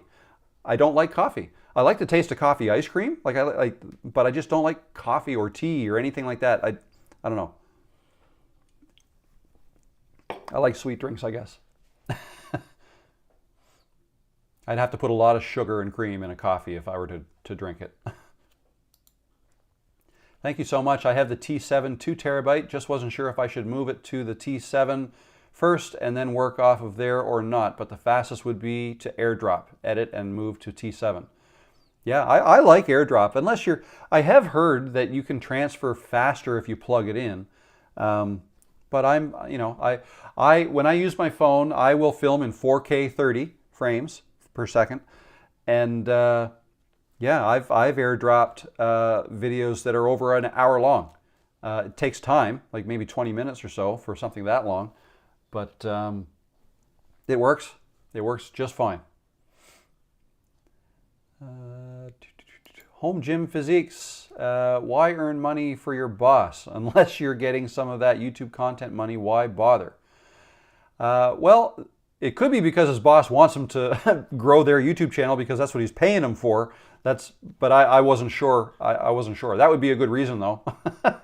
But if not, then I tend to agree. Focus on your own if that's not part of your job. North Stars, how you doing? Is Camtasia user-friendly? I've never heard of it. Do you use other software for editing video? So Camtasia, I think, is great. I've been using it for many years. It is user-friendly. I've also used DaVinci Resolve, which I find harder to learn, but you can do a lot more. Like it's a more robust program, and there's a free version of DaVinci Resolve. And I've also, to a lesser extent, I've used CapCut a couple times. That's there, I believe. Yeah, there's a free version of CapCut as well, and I think it is more user-friendly. But no, I love. The thing that I love the most about Camtasia is how easy it is to animate things. You just drop an arrow onto whatever it is you want to animate, text, an object, a video, whatever, you know, the arrow has a beginning and an end. The beginning state and an end state. If you change the end state to like zoomed in or panned over or panned up or whatever you want to do to it, then the animation happens from the beginning to the end, right? It goes from this state to this state, and that's motion. And you can change it from, you know, it can happen linearly or ease in, ease out. You know, I just find it so much easier, whereas in DaVinci Resolve, I know there's some plugins you can get with it that make it a little bit easier. Whip templates is something that comes to mind, but for the most part, those like DaVinci Resolve, Final Cut Pro, Premiere Pro, all the big ones like that, you have to do keyframing to have all that happen, and you can do it on an adjustment layer, and just to me, it's just a whole lot more complicated. I'm sure if I forced myself to do it, I could get faster at it. But the reality is I've been using Camtasia for over 10 years because it's what I used to capture my screen when I used to make tutorial videos all the time. I've just kind of stuck with it, and I love it. I love it. So yeah, I find it user-friendly, and it's been around a long time. It's been around since the late 90s, I believe. So quite a while. All right. Up North Knowledge. I finally hit 1.2 thousand subs. I'm over 50, and my content is all over the place, but seems to work. Us over 50s have so many hobbies. Yeah, absolutely. No, hey, if that's working, that's awesome. Awesome. Keep it up. Oh, I missed. Actually, I'll just read this first. Hello, all late to the party as usual, but I was drone hunting, not for New Jersey drones, LOL, but I bought me a drone for my channel. Awesome. Congratulations. And we have a super chat from Anaholics. Thank you very much. I really appreciate that. Thank you. And sorry you probably sent that half an hour ago or so. I wish you already a happy birthday tomorrow. Oh, good memory. Yes, it is my birthday tomorrow. I will be, should I even say? You guys probably already know. 56 is what I'll be tomorrow.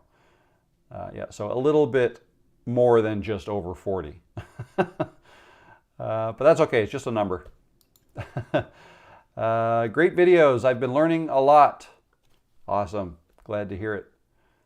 Finally glad to meet Peanut. Oh, look at that, she is laying down finally. Settled down. Usually takes her some time. Usually I can get her lying. Now would be a good time for me to make a video. I've got a video I want to make this afternoon, so maybe I'll do it over there.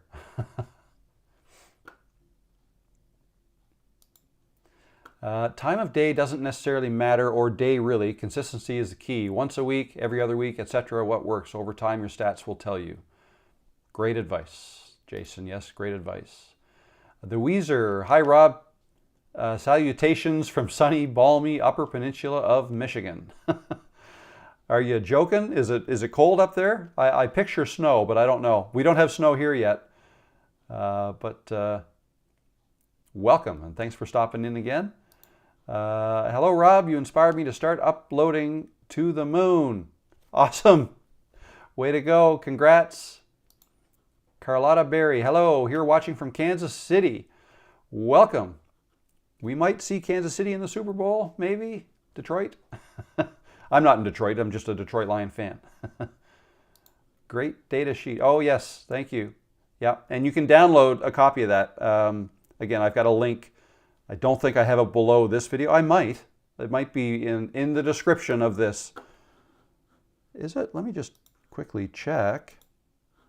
If I go here, I should know this. Live.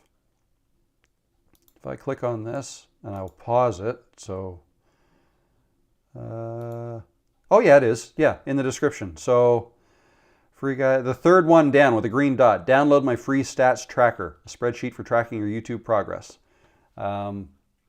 If you download that, then yeah, you can track your own as well, the same way that I do.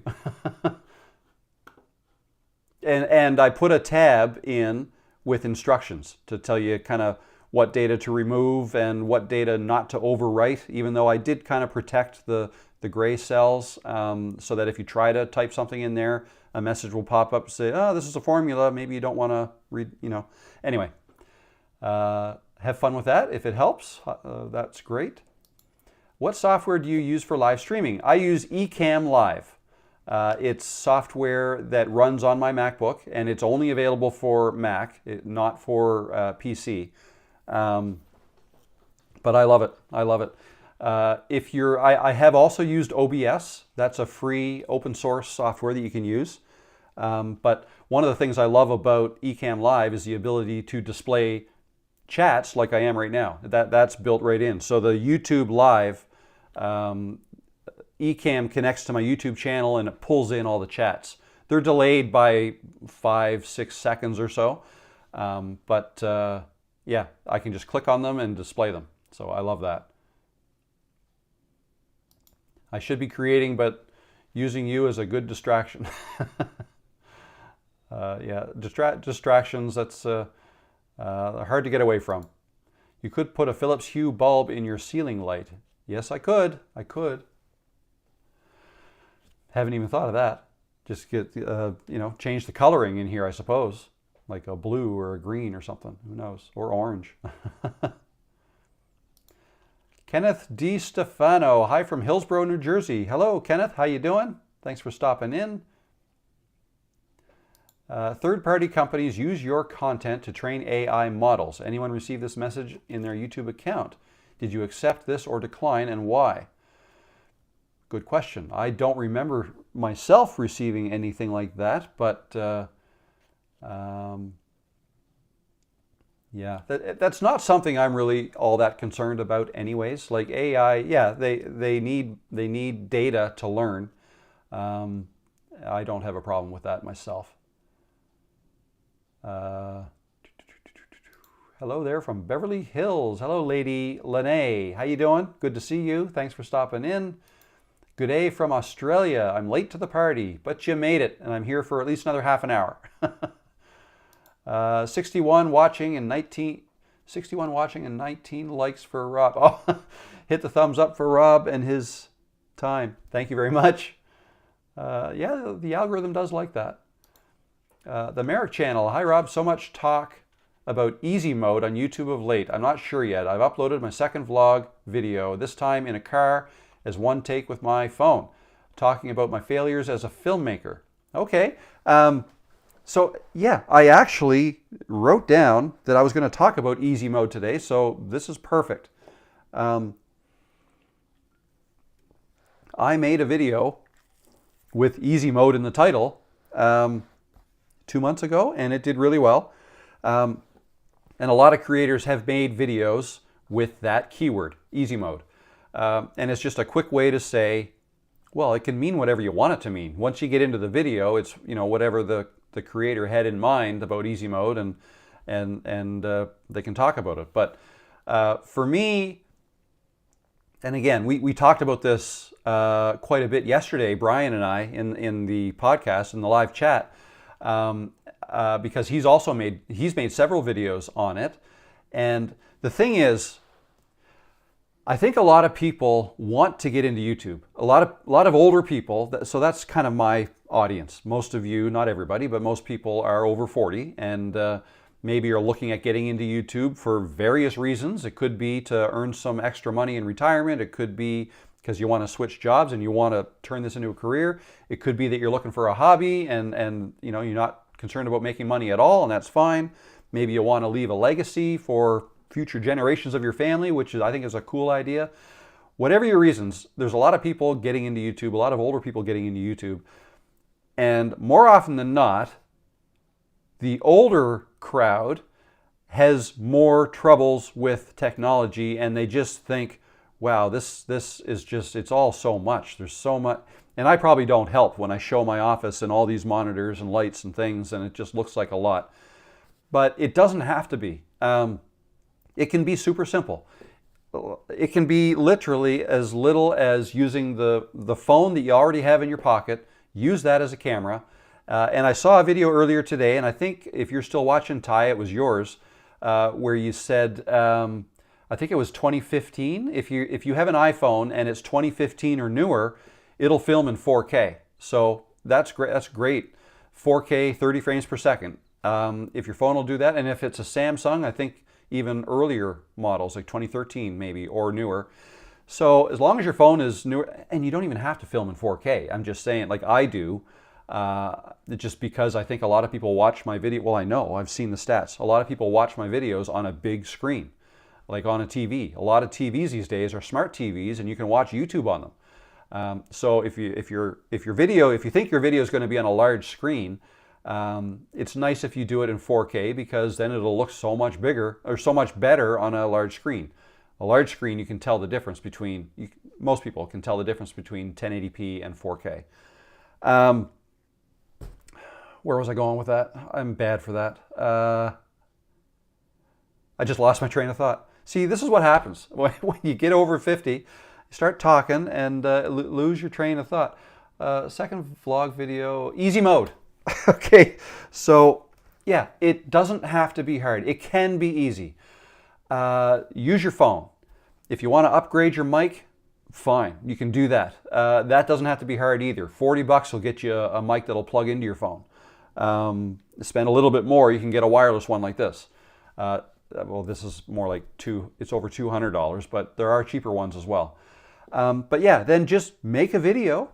You can use free software to edit it. You don't even really have to edit it if you don't want to, right? You can, that's the thing too. Today, people watching YouTube are very forgiving. They know the videos they're watching on YouTube aren't typically produced by professionals, so they expect some glitches here and there and some mistakes. And in fact, mistakes will make you seem more human anyways. If people are watching you, if you're talking and you make a mistake, if you trip over your words and you have to say it again, or you're slurring your words or whatever, if you forget what you were talking about, like I just did, leave it in. You don't have to edit it out, so that's less editing right there. Leave it in and publish a video. That's all you have to do.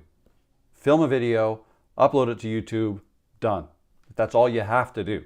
There are other things you can do to give it a better chance at doing better. Give it a good title, make a decent thumbnail, include, a decent description and tags, which you can lean on ChatGPT to help you with that if you want. Yeah, but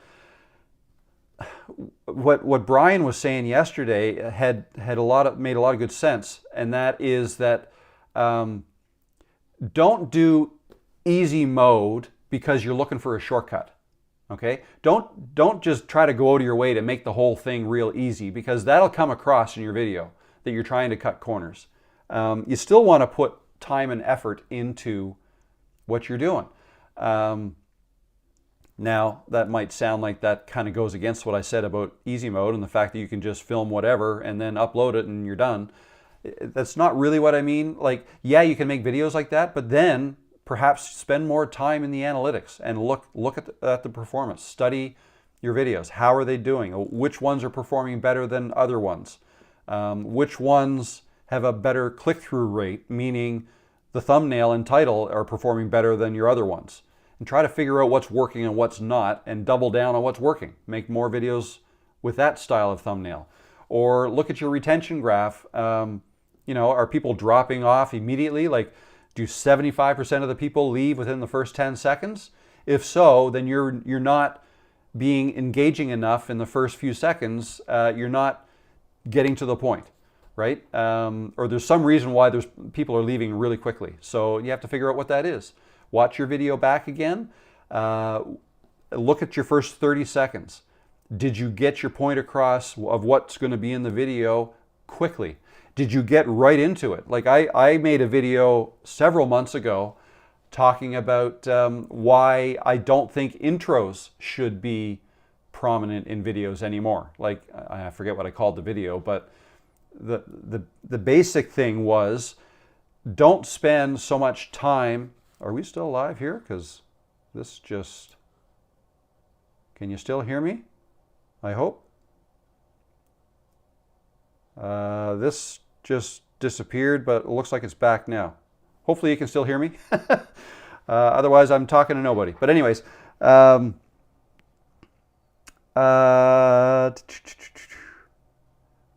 should I? Can you hear me? We hear you. Okay, thank you. I saw some comments about people leaving and whatnot. Maybe it's like, oh crap, did I lose internet? Anyways, so yeah, my point is, don't think of YouTube as being super easy. Anybody can do it now. I mean, yeah, anybody probably can, but you still need to put in the time and the effort. The more time and effort you put into it, the better you'll be at growing it. Okay, the faster you'll get at getting better. You'll get better faster if you keep trying to improve, right? And that should be all part of the fun. You should enjoy all that, trying to get better, and not just chasing clicks, chasing views, chasing dollars. I mean, yeah, if that's your goal, if you want to make money with this, then you know, it's not the dollars you chase. If it's the views you're chasing, then it really should come down to, you just need to get better at making videos. and you need to get better at making videos that your audience wants to see. If you can do that, the views will come, and then the money will come, okay? Or the AdSense anyways. If you want to make money in other ways, then you have to, you know, turn it into a business and start actively, you know, monetizing in other ways, like getting into coaching or selling courses or selling t-shirts and hats or whatever it is you want to sell, and use your YouTube to help you with that. So anyways, that's what I wanted to say about easy mode. Don't look at it as an easy way out. It's just that we all kind of have the tools now available to us without a whole lot of money, if any at all, to be able to have our own YouTube channels. If you have a phone and if you have a computer, I guess you don't even really need a computer. You can edit on a phone, but I wouldn't do that. I would use a computer. My eyes aren't good enough to see on a phone. So I would say, if you have a phone and you have a computer, then you've got all you need to make YouTube videos. Everything else can be free. And then it's just up to you to decide if you want to upgrade anything, and if so, what? You want to upgrade a mic? You want to add lights? Do you want to get a better camera? None of that is necessary. So anyways, I think I've beaten that to death. I hope that helped. Where are we now? Let me take a quick drink. I don't know, did I get to, let's see, what's next? Watching at work from Texas. I'm a high school teacher entering final grades before the Christmas break. Do you know exactly what is needed if I wanted to preview new music from all genres of a YouTube channel? Let me read that again. Do you know exactly what is needed if I wanted to preview new music from all genres of a YouTube channel? No, I don't. I don't know exactly what you're asking. If you want to preview new music from all genres on a YouTube channel, so you want to create a channel where you preview new music. So something like that would worry me, in that, so I'm not in the music industry or anything, but I do know that it's problematic playing, music that's not yours.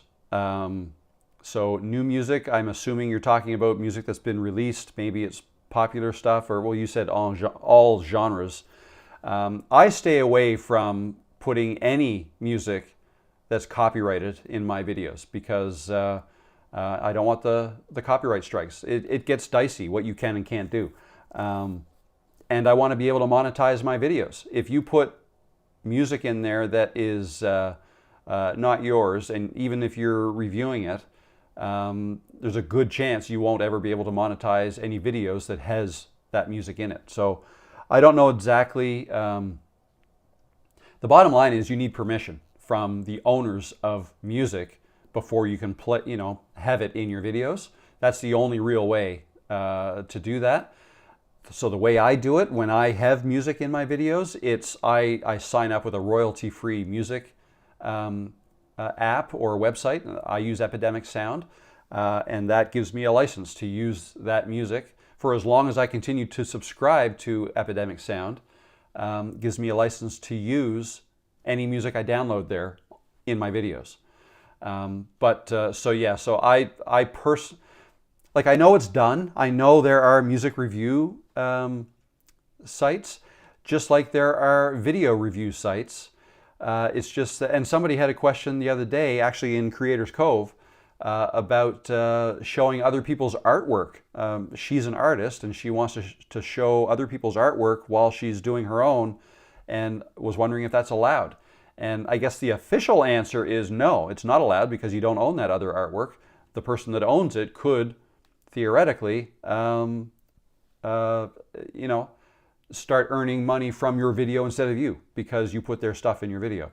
Now, a lot of times you can ask for permission. I don't know how it works in the music industry. I guess it depends on what music you want to review. If it's popular stuff, stuff that's being like released that you could buy on Apple Music or anything like that, then in all likelihood, no, you can't play it. Now, I've seen some video, like there is something called fair use where if you, and you can look this up on ChatGPT, but if you add value to the video, like you can play something and if you're reviewing it, so you play it for 5 seconds and then you talk about it, and maybe there's a way you can do that. And also I've seen other people will play like a little movie clip or a sound bite, and it might only be 2 seconds long, and maybe YouTube is not good enough to be able to notice that you did that, and therefore you get away with it. I wouldn't trust that either because in time, YouTube's algorithms are going to get better and better at recognizing things like that. And all of a sudden, videos that may have been making you money for the last several years, all of a sudden, you can get copyright strikes on them. So that's what I would be concerned with. But I'm not an expert. So I guess I should defer on answering this. I don't know exactly what is needed. So you're going to have to do a little more homework on that, unfortunately. So sorry, it's probably not what you were looking for from me, but that's all I know. And that's all I can say. Thank you. Tomorrow is my birthday. Thank you very much. I have a new she shed, which I am hoping to soundproof. Do you have any inexpensive suggestions on panels or other methods? Yeah, so if I had a small shed and I was building it into a sound studio, moving blankets are probably the cheapest way. Moving blankets, so you want you want surfaces that are not flat, okay? So you don't want drywall. Pleated curtains are good because that's not flat at all, but you also want density. That'll allow sound not to get out as well. What you're trying to do is, by treating your room, you're trying to get rid of the echo, okay? And the echo, or reverb is what it's called, is what happens when, like if I speak, I'm talking through this mic, but my voice is kind of going that way, right? If I speak here, I'm speaking directly towards a very flat monitor. The sound will bounce off that and come back at me. And since sound is much slower than the speed of light, there's a bit of a delay before that sound comes. So the sound of my voice goes directly into this mic right away. This sound that's bouncing off that surface and coming back happens a little bit later. And then the sound from my voice is bouncing off that flat wall and coming back a little bit later again. That is what causes reverb. like an echo, right? So the fewer flat surfaces you have in your room, the better. So pleated curtains are great. Sound blankets are awesome. That's usually one of the cheapest ways to do it. Like, well, actually, there are officially sound blankets, and they're typically denser. But you can probably get away with moving blankets, all right? You can buy moving blankets and hang them up all over the place, right? That's a great way. Hang them from the ceiling. I may do something like that as well and drop the ceiling down lower. And that would be a non-flat surface, right? And if I have curtains, pleated curtains all here, here, and behind me, I'll leave that as a flat surface back there. Then that can help. Something else that can help is if you use a microphone like this one up here that I'm not using right now, but this shotgun mic, they are really good at only picking up sound from the direction it's pointed to. It does not pick up sound from the sides, but only, this way. And therefore, you can get away, like this is a good mic to use if your room is not perfect. It'll make it sound better. It's not the best mic in the world. There are better mics, but if you think about it, a really, really good and expensive mic is so good because it picks up everything. Well, you may not want to pick up everything if you're in a room that's not perfectly sound treated and it's not a soundproofed room. If that makes sense. So sometimes spending more money on a mic is not actually helpful. It might actually hurt you and result in worse sound. And you can also get those foam pads. You can order them from Amazon. They're like 12-inch by 12-inch foam pads, or 30 centimeters by 30 centimeters, wherever you're watching from. And you can stick them all over your walls. That's something else you can do. Yeah, so some ideas. I hope that helps. I feel a sneeze coming on. I'll try to avoid it. Lady Lene says, I'm launching a brand new channel, special niche for success, winning multi-million-dollar federal government contracts.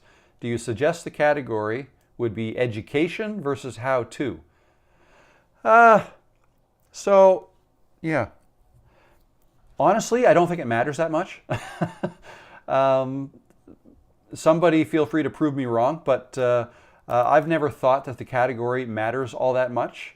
I make all mine how-to, even though I think a lot of what I do is probably more education now, but I've made a lot of how-to videos, and I just keep posting it the same, how-to. So I don't think that matters a whole lot. But yeah, education or how-to, either one of those I think would be probably just fine for what you're doing. Metrics matters. Deliver value to views and track it. Good. Absolutely. Limited liability company doesn't protect you if you are active in the company. If you were to own a portion of a company that operates without you, you would be somewhat protected. Yeah, that sounds about right. But I'll also add that that may apply exactly that way in the location you live, where you live, and it might be slightly different in other locations. Okay, so just there are different laws in different countries. I don't know how it works in the States. I mean, maybe different states have different laws from state to state, maybe. I don't know. In Canada, I think the provinces, the laws are probably pretty much the same in all the provinces, so it's probably more of a federal thing.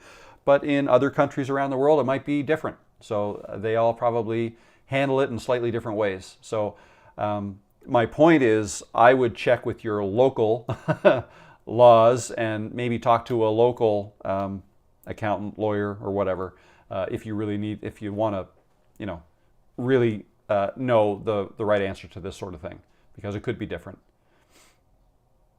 But yeah, what you said, rentals, that sounds plausible. It sounds like the way it works here as well. Hi from Sydney. So Tanya's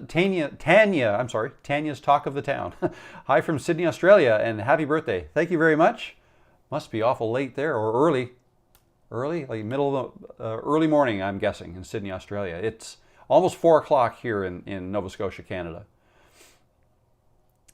Brisbane, Australia. A couple people from Australia. That's great. Don't worry about being sued. You simply are not worth enough. You aren't a viable target for an attorney. Maybe if you were worth 10 million US dollars, 56 million Canadian. Hey, the exchange isn't quite that bad. I think 10 million US might be what, 13 to 14 million Canadian. I don't know. But anyways, there is a difference. You could create what is called a UGC, user-generated content, for a fee for your boss's store. That's an interesting idea, yeah. Thanks for the feedback. No, he doesn't even know about my channel. I think you're absolutely right. Thank you. I shall focus on mine and try my best to make it grow. Good idea. One Mashed Life. Would you consider a long-form video telling us all about yourself up until present day? It may benefit your channel if we get to know you. More interesting than you think. I have actually thought about that because I realize I share a lot in these lives with you guys, but I mean, there's 54 of you here now. Usually we top out in the mid 60s. You know, these aren't watched by, certainly not watched by all of my subscribers. Yeah, absolutely. I have thought about that. That's one of the videos I'm considering doing. But just that's going to be a little bit harder to I'd have to kind of break it down into time periods, I guess, as to, you know, there could be, that could be a really long video, but if I make it too long, no one's going to watch it, right? But yeah, no, good idea. Thank you. I watch this channel to learn about growth. I need 19 more subs by year end to reach my goal. I know sub count is not all that matters, but it is something I had as a goal for this year. I totally get that. I've had the same thing. I've had the same goals, and I still do. Even though I know it really doesn't matter that much, but that's kind of the way I've gotten used to measuring the success and the size of my channel. I'd like to hit 100,000 subscribers and get one of those play buttons in 2025 sometime. That's kind of my personal goal. But I really have no control over that. I just have to focus on videos and make videos that you guys want to see. Maybe try to make the odd video here and there that might reach other people to try to grow the potential audience. And just keep at it. Focus one video at a time. Lady Lene, I'm 50. I don't look it. LOL. I'm not sure what you mean by that. You look younger or you look older? I don't know. Doesn't matter. Everybody has an audience on YouTube is the way I look at it. No matter how old you are or no matter what you look like, honestly, and no matter what you sound like. A lot of people are concerned about the way they look and the way they sound, and they think that is the reason that they're not going to grow, which I don't subscribe to that at all. I think everybody has an audience waiting for them to be discovered. You know, like obviously not everybody is going to attract everybody. Like there are people out there that, believe it or not, there are people out there that don't want to watch me on video. I'm just trying to make a point. Like there's some people that like my style, some people hate my style. The people that hate it, they may or may not leave a hateful comment and then they're gone, never to be seen again. Goodbye, like not even goodbye, like no big deal, no problem at all. The people that do like what I say and the way I say it will stick around. And then my audience that is growing are people naturally, organically, that like the way that I talk and the way I present things and my style, right? Like there's so many different styles. Like think of Mr. Beast and the videos he makes. Heavily edited videos, very entertaining, and he has a way about him, a way of talking, right? I'm not Mr. Beast. I trip over my words a lot. I lose my train of thought. I speak a lot slower, which I think the older crowd likes because I don't speak too fast that they can't follow. So, you know, there's an audience for everybody. So for me, you know, the videos I'm making, the fact that I lose my train of thought every once in a while, I think that makes me maybe relatable to other people my age and older.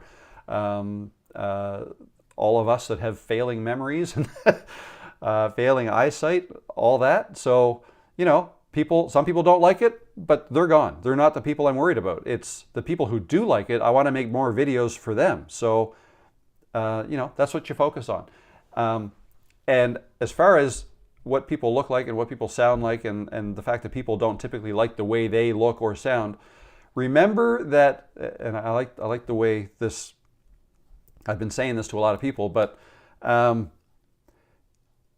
way you sound, when you listen to yourself and watch yourself, like let's say you record yourself and then you watch it back and you listen to yourself and you hate the way you sound and you hate the way you look because it's different. It's not the way you it's not the way you think you sound, but it is the way you sound. The way you think you sound, you're the only one in the world that thinks you sound that way because it's the sound within your own head, right? It's not the sound coming out of your mouth that other people hear. So when you watch yourself back on video, that's exactly how you sound to everybody else in the world except yourself. So as soon as you realize that and don't try to make yourself sound like the way you think you sound, as soon as you can get past that, like if you have friends, if you have family, friends and family that don't cringe when you talk, like they like the way you sound, they know how you sound, they like you, whatever. Well, then there's other people like that out there too. So that's why I say not to worry too much about that, and just to remember that the way you hear yourself, you're the only one in the world that hears yourself that way. Everybody else hears yourself the other way. Even though you don't like it, just start to realize, well, everyone's heard you that way for your whole life. So it's not like it's anything new to them, right, if they see you in video. So anyway, that's my little spiel on that. I hope that helps somebody. Thank you, Violetta, very much. Go Chiefs! Oh, well, go Chiefs until they meet Detroit in the Super Bowl. How's that? The Rural World. Hello, Rob. Got here late, just tuned in, watching from Ohio. Part-time farmer, excavator, and now YouTuber. Winter is upon us. Outside usually slows down a bit. Yeah, I bet it would as a farmer and excavator. Yep. I bet it would once the snow starts to fly. Hopefully that will leave more time for video creation. Excited to use your ideas in future videos. Keep the great videos coming. Thank you, and I will. And good luck. Good luck with it. Happy birthday for tomorrow. Thank you. 34 degrees. Lost what little snow we had next to border of Wisconsin line. Southern Upper Peninsula. So southern, okay. So north of Green Bay, I guess. Very good. BMS Web TV, watching from Sweden. Welcome. Welcome. Okay. Late to the party too. I like learning through, so here I am. Welcome. Better late than never. Okay, the email you receive from YouTube, they are giving you the option to allow AI scrubbing of your videos by third-party companies. This is off by default in YouTube Studio. Okay. Very good. What is your opinions on using Blackmagic at the moment, Mini ISO for live streams? Okay, so yeah, so I'm using the A10 Mini right now. Not the ISO version, it's just the A10 Mini. It's 4 camera angles. I currently have 2 cameras plugged into it right now. This one you're watching, and if I press the button, if it doesn't freeze, it froze again. For some reason, this is not working very well. Okay, we'll come back. Yeah, mine's not working very well. I don't know why. I think it might be the wire going into my other camera. Yeah, for lives, if you want more than 1 camera angle, then yeah, I think it's a great idea. If not, it's probably overkill. You probably don't need it. I don't go live directly from the ATEM. I have internet connected to my laptop, and my Ecamm Live is what connects to my YouTube, and I go live through that. So I just use the A10 Mini as a video switcher. I don't record on it. The other thing too that I actually don't like about it is the fact that it throttles things down to 1080p. So that's why I don't record videos through it either. I just record to my camera, to the SD card, because I want to record in 4K. So there's that. But I think it's a great little thing for switching camera angles, and you can even create macros that allow the switching automatically. And at one point, that's what I was doing when I had that camera on that slider. But I'll have to figure out something. If I want to do that again, I'll have to figure out a better way to connect that wire to it, because I think that's the problem.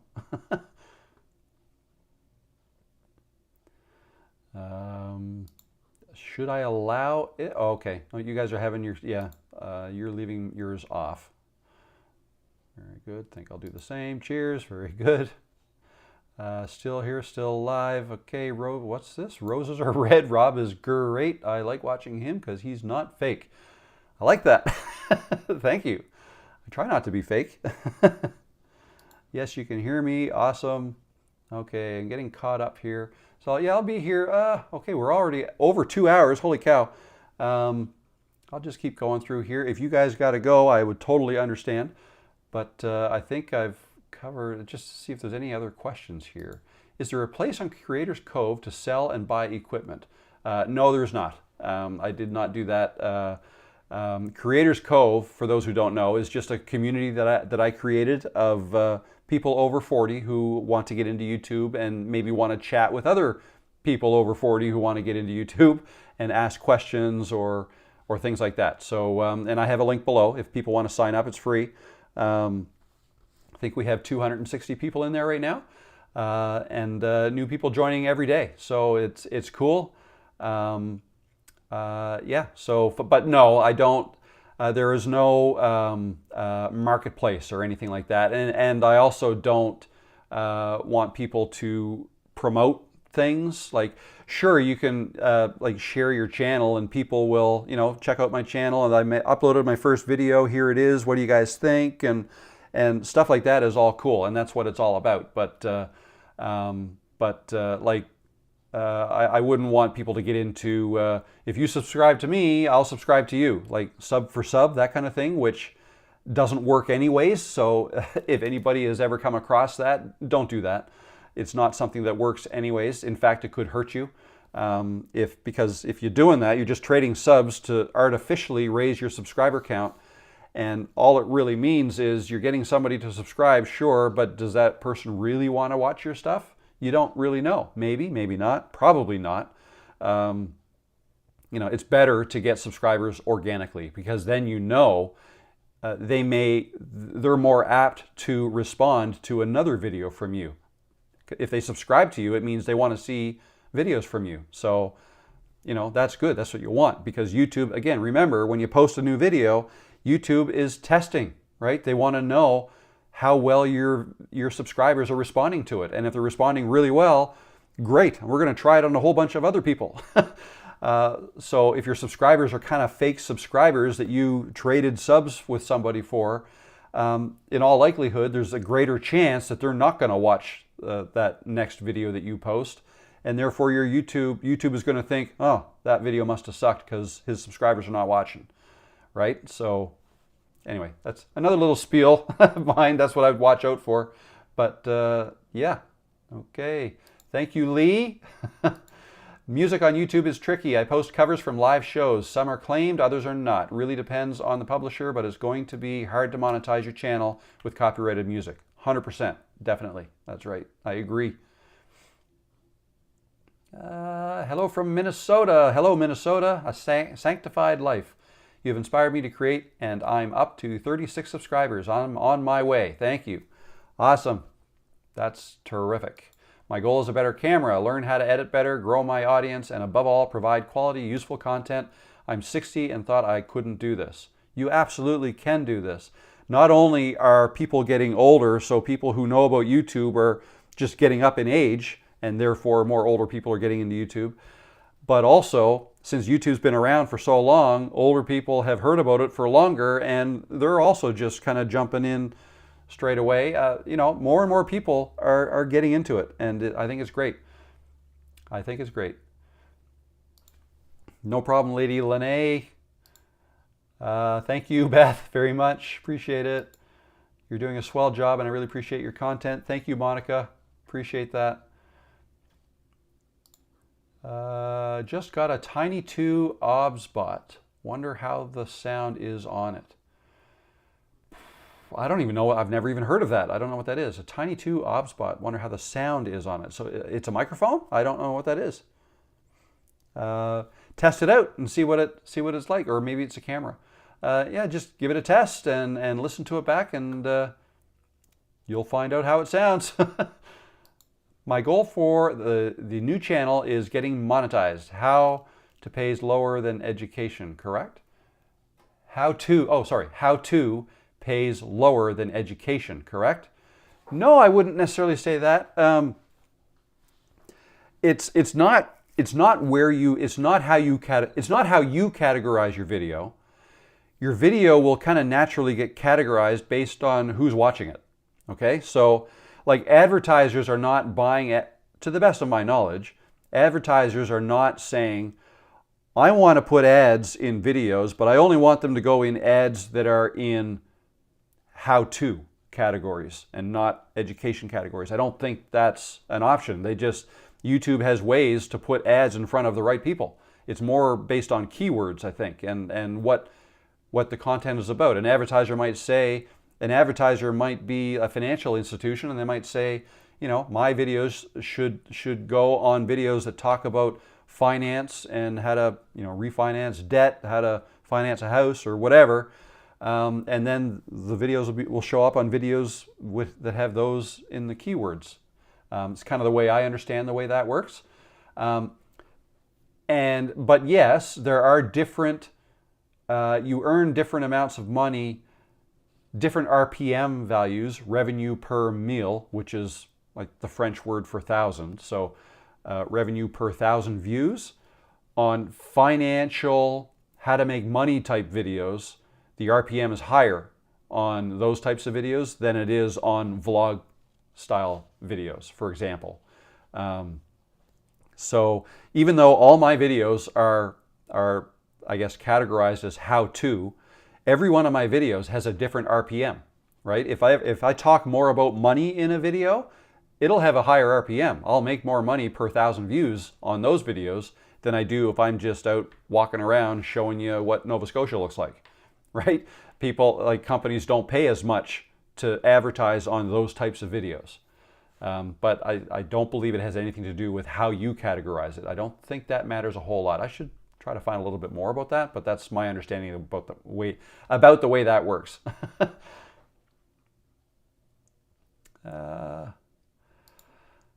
Joanne, hello Joanne. Had a live show today and had some mic issues with my Rode Go 2.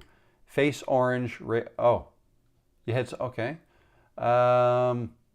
Yeah, that's unfortunate, but I guess learn from it. Try to figure out what the issue was and try to correct it for the next one. That's really all you can do. Yeah, again, if you make the odd mistake here and then, it doesn't, it's all good. It's all good. It makes you seem more human. It's silly, but I actually needed that, LOL. When I hear myself or lately look at myself in the camera, that's why I'm coming back slowly doing the faceless videos. I definitely cringe, LOL. Good point. Yeah, it took me a long time too to get used to, and now still, if I look back and see some of my older videos, I'm like, Rob, what were you doing? Like, you're trying to be somebody you're not, and you just look silly, and you sound bad, but over time you get used to it, and if you just realize that that is the way you sound to everybody else, then that might make it easier to move forward with that. Do you think 4K will become a must-have soon?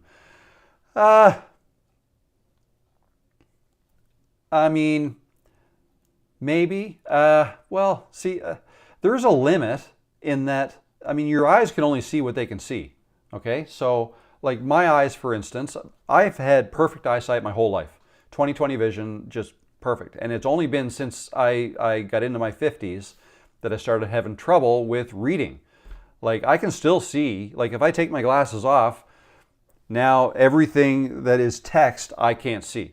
It's almost, but I can see distance, no problem at all. I could read a road sign that's a couple hundred yards away, but I can't see anything within an arm's length. I just can't. It doesn't focus. So it's a problem for me. But why am I even talking about this? Oh yeah, so if a video is in 1080p or 4K, if I'm watching it on my phone, I'm not going to be able to tell the difference. Doesn't matter. And in fact, a lot of phones won't be able to show you 4K anyways, right? So in that respect, it doesn't matter. It's only when your videos are being displayed on larger screens that I think it matters. And it's just a matter. I believe a lot of people are watching my videos on big screens. Like I've heard people say they'll just turn on the TV and go about their business, and they listen in the, I'm in the background kind of thing with a lot of my videos. And or a nice big monitor, right? Then 4K, you can tell a difference between 4K and 1080p. And because of that, and because of the fact that it's really no harder to record in 4K than it is 1080p, I just redo it in 4K. Yes, the file sizes will be 4 times the size, because if you think about it, a 4K screen is really 4 1080p screens, right? That's the exact size. Twice as wide, twice as high, so that's 4. So the file size for the same video is 4 times the size, roughly. So if you don't have storage issues, then I'd go 4K. If you're using your phone and your memory or your storage is already kind of maxed out because you have either a lot of apps or a lot of music, a lot of videos on your phone, a lot of photos, and maybe you have like the smallest version, the smallest hard drive version of your phone, and you don't have much space, well then maybe you have to do 1080p, and then every time you do a video, just move it off your phone so you have room to do the next one. But for me, I think my phone has 128 gigabytes of space, which I think is the smallest one of the 14. It's the iPhone 14 Pro Max I have. But I don't have a ton of things on it, so I think I have 56 or so gigabytes of free space. That's enough for several hours of video. So certainly enough for me to go outside and film even 3 videos and then come back and I'll, airdrop them to my computer, and then once I know that they transferred okay, I'll delete them off my phone. So yeah, because I don't have storage issues myself, I film in 4K. It also takes longer to upload to YouTube too, keep that in mind. So if the file's 4 times the size, it's going to take 4 times longer to upload. And I don't have a great upload connection here, so that's a consideration as well. Getting thirsty again. Wow, 51 of you guys are still here, and I'm 2 hours and 15 minutes in. Thank you guys for sticking around. Hopefully you're learning something, and hopefully I'm not just talking for the sake of talking.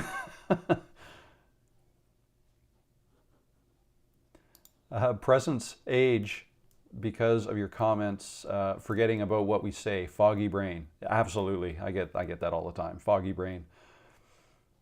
All the time. Anaholic says, would you advise to do something with, for example, your channel banner for Christmas or other special days? Would it be a good idea to put some Christmas stuff on it? Sure, that could be a fun thing. I hadn't thought about doing that myself. Actually, I did just update my banner last week. I put some text on it.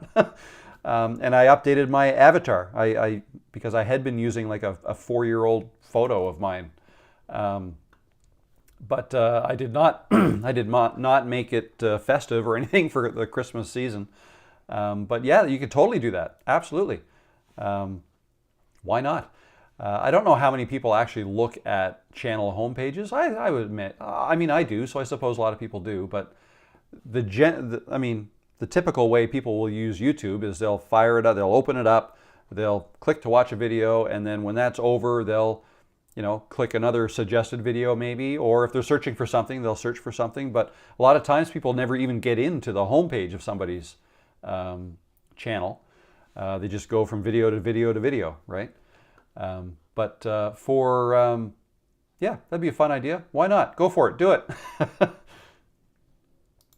Ray Naturel. Hi, Rob. What's the best software to create a landing page for a lead magnet? I would like to start an email list and wondering the best way to go about it. Thanks. Great question. So there's a bunch of different ways you can do it. The way I do it is, I hesitate to say you should do it this way because it's not cheap. I use Kajabi, and it's $200 a month. but it includes a lot of things. It manages all my contacts. I can create funnels, although I haven't really gotten into that yet, but there's automations I can set up. It's where my website is hosted, which I need to get back at and actually finish my website. And it allows me to create an unlimited number of landing pages, right? For all of my free downloads, each one, I've created a landing page. That all exists in Kajabi. Kajabi is where Creators Cove is hosted, the community that I created that anybody can sign up for and log into. It's a bunch of chat rooms. You can chat with other members. That's hosted by Kajabi. My podcasts are hosted by Kajabi. I upload my podcast to Kajabi. It then sends it out to Spotify and Apple Podcasts. My course is hosted by Kajabi. All the videos that are in my course, so my Over 40 YouTube Starter course, there are 37 videos in that course, over 7 hours of content. All those I uploaded to Kajabi. They're not YouTube videos, they're in Kajabi. That's the only way you can see those ones. And what else? You can do coaching through Kajabi, although I don't. I just use Zoom for my coaching, and I set up a Zoom link for Calendly. Yeah, is there anything else you can do in Kajabi? Products, courses, coaching, community, podcasts, newsletters, and downloads. I haven't done anything with those. Well, the downloads I guess I have with the free downloads, but you can also do that as like a landing page and have it send out an email, and in the email you can have a link to a Google Drive link, and you can have people download that way if you want. But anyway, so that's what I do, but that's not that's not the only way you can do that. If you want to create landing pages, there's other ways. You can, what did I use before? Well, I mean, any web hosting company, if you have a website, you could make a landing page out of those. There's also, I'm trying to think of, what was it called? Thrive? Thrive is another one. Well, if I just type in landing pages, Google landing pages. Lead pages is one. You could use that. No, I'm not getting landing folio. Lead pages, that's one that I know of. Lead pages. HubSpot, Squarespace, create your own website. So yeah, you can, but there are Active Campaign is another one that has email functionality built into it, and the customer management system, CMS, or is that what it is? CMS? Yeah. Yeah, so there's a number of different ways you can do it. But if you want to keep the costs down, you can just use any old web hosting company and create a landing page and then sign up for an email system like MailChimp or Aweber or something like that, which I think you can start both of those for free, up to a certain number of emails or contacts that you collect, and you can do it that way. So if you're just starting from scratch, then maybe like MailChimp. I've used that and it's fairly easy to use. You can start collecting email addresses with that, but you do need a place to host your landing pages. So if you don't use something like Kajabi or Lead Pages or what was the other one? Well, any hosting company like SiteGround or whatever, then you would, Active Campaign is another one. So anyways, a whole bunch of ideas. There's so many different ways you could do this. I just like Kajabi because it's like an all-in-one, and it's only one monthly fee. Yeah, so, but yeah, I'm hesitant to promote that because I know it's not cheap, and it's not typically where people want to start. But I hope that helps. A better camera is probably not needed if you have a phone. Start there first, or with the camera you have if it's 1080p. Yep, that's good advice. Joanne did something different on my live today. Made a short video for them to watch while I changed from table to machine.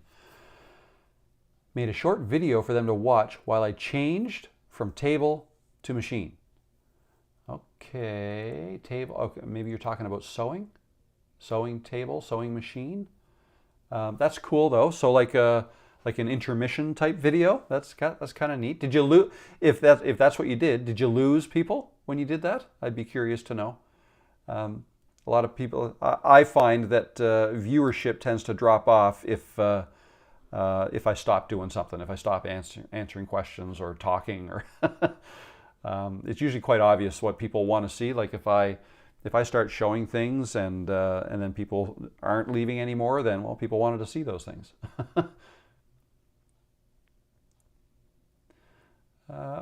Okay. Referred to age from point of view of having foggy brain. I love how I sound and present on camera. Perfect. Awesome. Awesome. Oh, question here. Rob, please tell me the best way to record over a video in Camtasia. I know how, but what is the best way to delete the existing audio which has no voiceover, just background noise?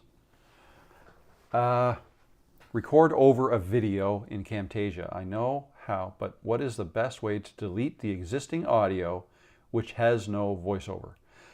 So if you don't want to delete all of the audio and just a portion of the audio, then what I would first do, if you're editing a video that maybe you didn't edit in Camtasia but you're bringing it into Camtasia, it's going to be one track, video and audio together. First thing I would do is I would right-click that track and separate the audio from the video. Then you got them on two different tracks. Then you can go down into the audio part, find out where you want to start eliminating the audio and where you want to end it. Like put a couple of audio points on either end and then drag the line down in the middle, lower the volume down to nothing. That's how you get rid of audio in the middle of a video, in a section. So I hope that helped. And I hope I understood your question right. Hi Rob, I've chosen, excuse me. Hi Rob, I've chosen my niche, but now I have been advised to niche down to focus on subtopics. Do you think it will hurt if I stay broad? Not necessarily. What I would say about that is you really have to listen to your audience. Like if you're getting decent views and decent growth with what you're doing, keep doing what you're doing. But having said that, I will say that it is good to try new things. So maybe every once in a while, try something a little different. Maybe it's a little broader of a topic, and just see how that works, right? See how your audience responds. See if you get new viewers from that, right? You could do that, something a little broader. Or like you say, niche down further. Make one video that's about one little tiny specific part of what you had been making videos about and see how it goes, right? Track it, like look at your analytics. See if people are clicking. Is the click-through rate higher than normal, lower than normal? The retention, are more people sticking around for longer or for less time? You know, and if it's not resonating with people and is not working, then move on, try something else. That would be my suggestion. Whether you niche down or not, there is no real right answer to that, but it is good to try new things. So especially if things are a little stagnant and you're not growing as fast as you'd like to, and you want to try, that's when you want to try something else. Either niching down or niching out further, a little broader, or trying even a slightly different topic altogether. All are good things to try. Should I just separate the two, delete current audio, then add voiceover and music? Yes, you absolutely could do that. If you want to get rid of all the audio, then yeah, you can separate them and then delete the audio track, or you can simply just right-click the track that has both and click silence audio. That's what I usually do. And then the audio's gone, and then add your own voiceover to that, and then add B-roll in places you want to. That's exactly how I would do that.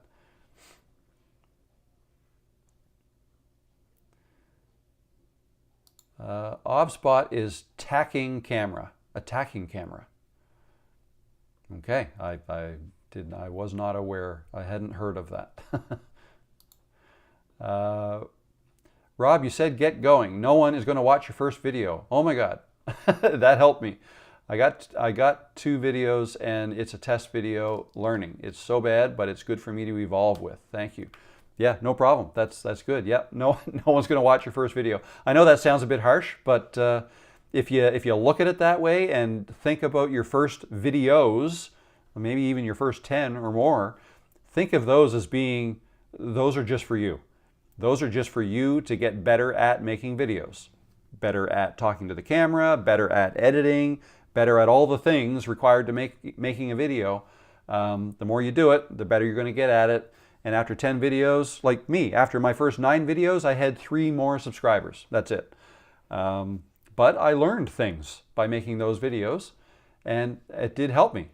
And of those 6 subscribers, my first 6 subscribers, how many of them are still with me? I have no idea. Maybe none of them, right? Maybe not.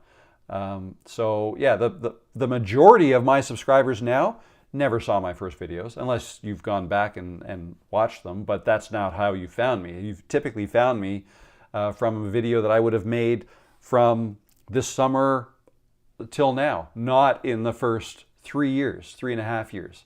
So if you look at it that way, your eventual audience are not the people who are going to see you in the beginning. You're just learning for you.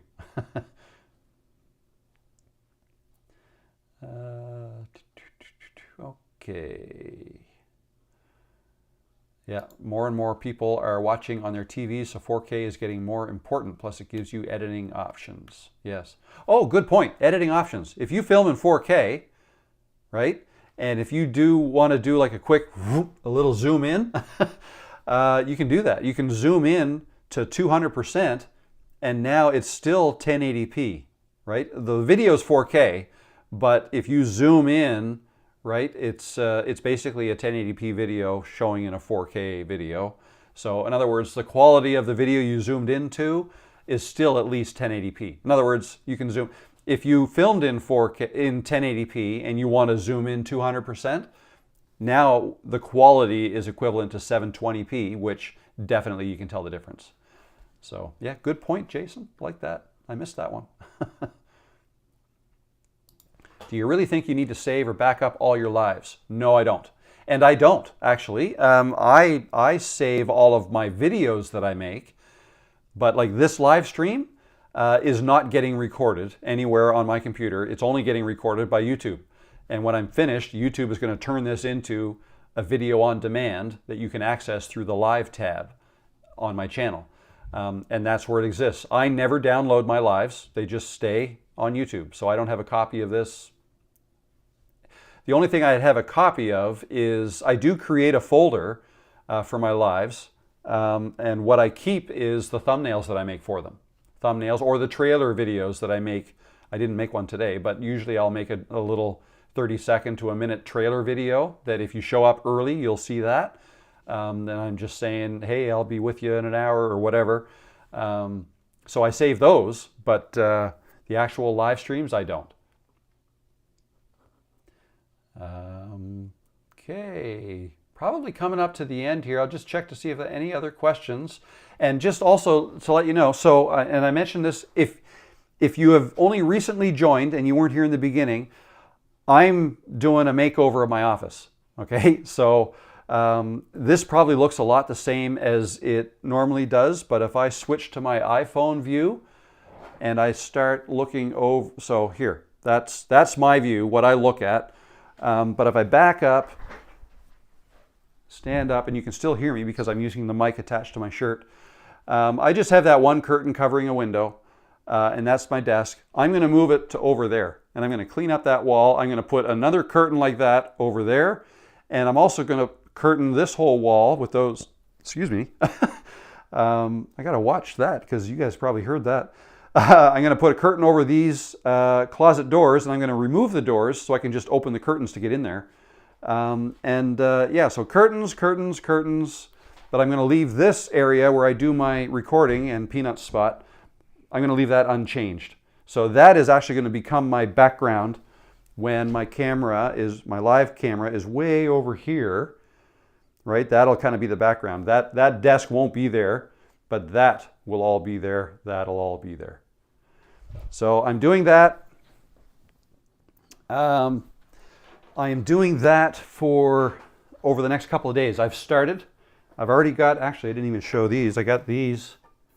Oh no, I'm showing you with a camera that's not even on. So these here, the curtain rods, got these type of curtain rods that I'm going to put up there. I've already got some on the ceiling too. Yeah, and the curtains are over in another room. And I've got one more set to come that hasn't arrived yet. Yeah, that's the plan. That's the plan over the next few days. And hopefully by the time I come back and go live again next Tuesday, a week from today, it'll all be done and changed and tidied up. And Peanut won't know where anything is. She'll be sniffing around. She'll still have her spot over there. So that's the plan.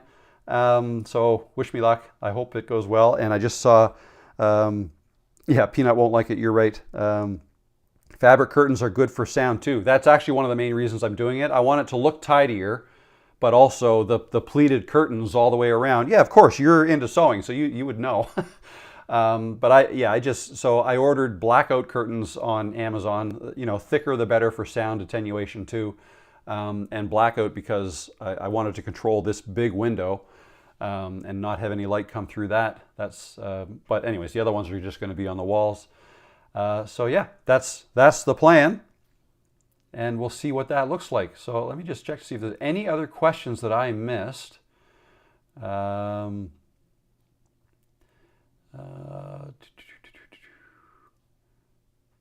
Everyone stayed during the video. Oh, good. Everyone stayed during the video, Joanne. That's awesome.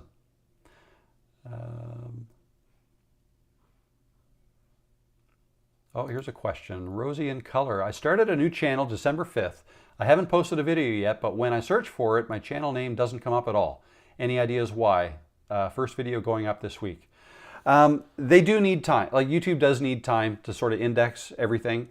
I've noticed that too, that it does take time.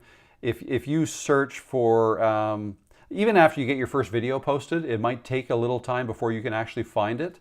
And it's not going to be typically in search where your video will be found. It'll be browse more likely. YouTube will try to figure out who your audience is, who you're trying to reach. So if you're uploading your first video, it is important to put in the keywords that you want to be searched on. Put it in your title, put it in your description, put in the tags. Check out the ChatGPT video I did on Friday, my last video that I posted. That wasn't yesterday's podcast. And I gave some ideas as to how you can really use ChatGPT to help you with all that. I find it's really helpful anyways. And yeah, give that first video the best chance possible to try to help YouTube figure out who you are and who your audience is, the people who would most likely like your video. The more help you can give it, the faster they'll figure it out. And then every time you upload a new video, that's a little more data you're giving to YouTube as to who might be interested in your videos. That's why it's also kind of important to kind of stick with the same topic and have a niche that you're making all your videos about the same kind of thing. And good luck with it.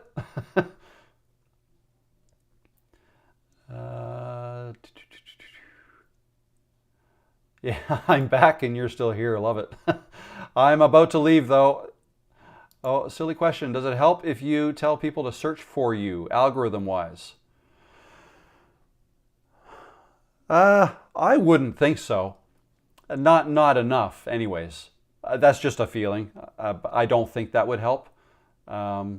It's funny though. Like when I post a video, I typically play it and I'll let it run and I'll let it make sure that I watch it at least all the way through. It probably means nothing. It might even hurt me, the fact that I'm trying to watch my own video. I don't know. If it helps, I wouldn't say it does. Like especially at this point, the number of subscribers I have, and typically if I put out a new video, I'm going to get over 1,000, maybe close to 2,000 views in the first day.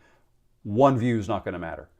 So yeah, getting one or two people to search for it's probably not going to matter either, is my feeling anyways.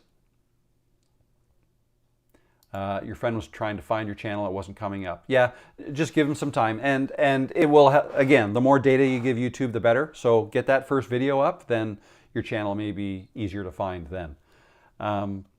So yeah, I'm going to wrap it up right there if that's all right with you guys. I'm going to try to make a video tonight and get it out tomorrow. If I don't, oh crap, I've got a dentist appointment tomorrow morning. Who goes to the dentist on their birthday? Like, right? I do, I guess. But yeah, hoping to get a video out tomorrow, if not Thursday, maybe tomorrow and Friday. I don't know. We'll see how it goes. But in the meantime, I'm ripping this office apart, and I'll get to work at putting it all together. And maybe I'll make a video out of that. Who knows? Thanks, guys, for joining me today. I hope I was of some help to you. Come back again next Tuesday.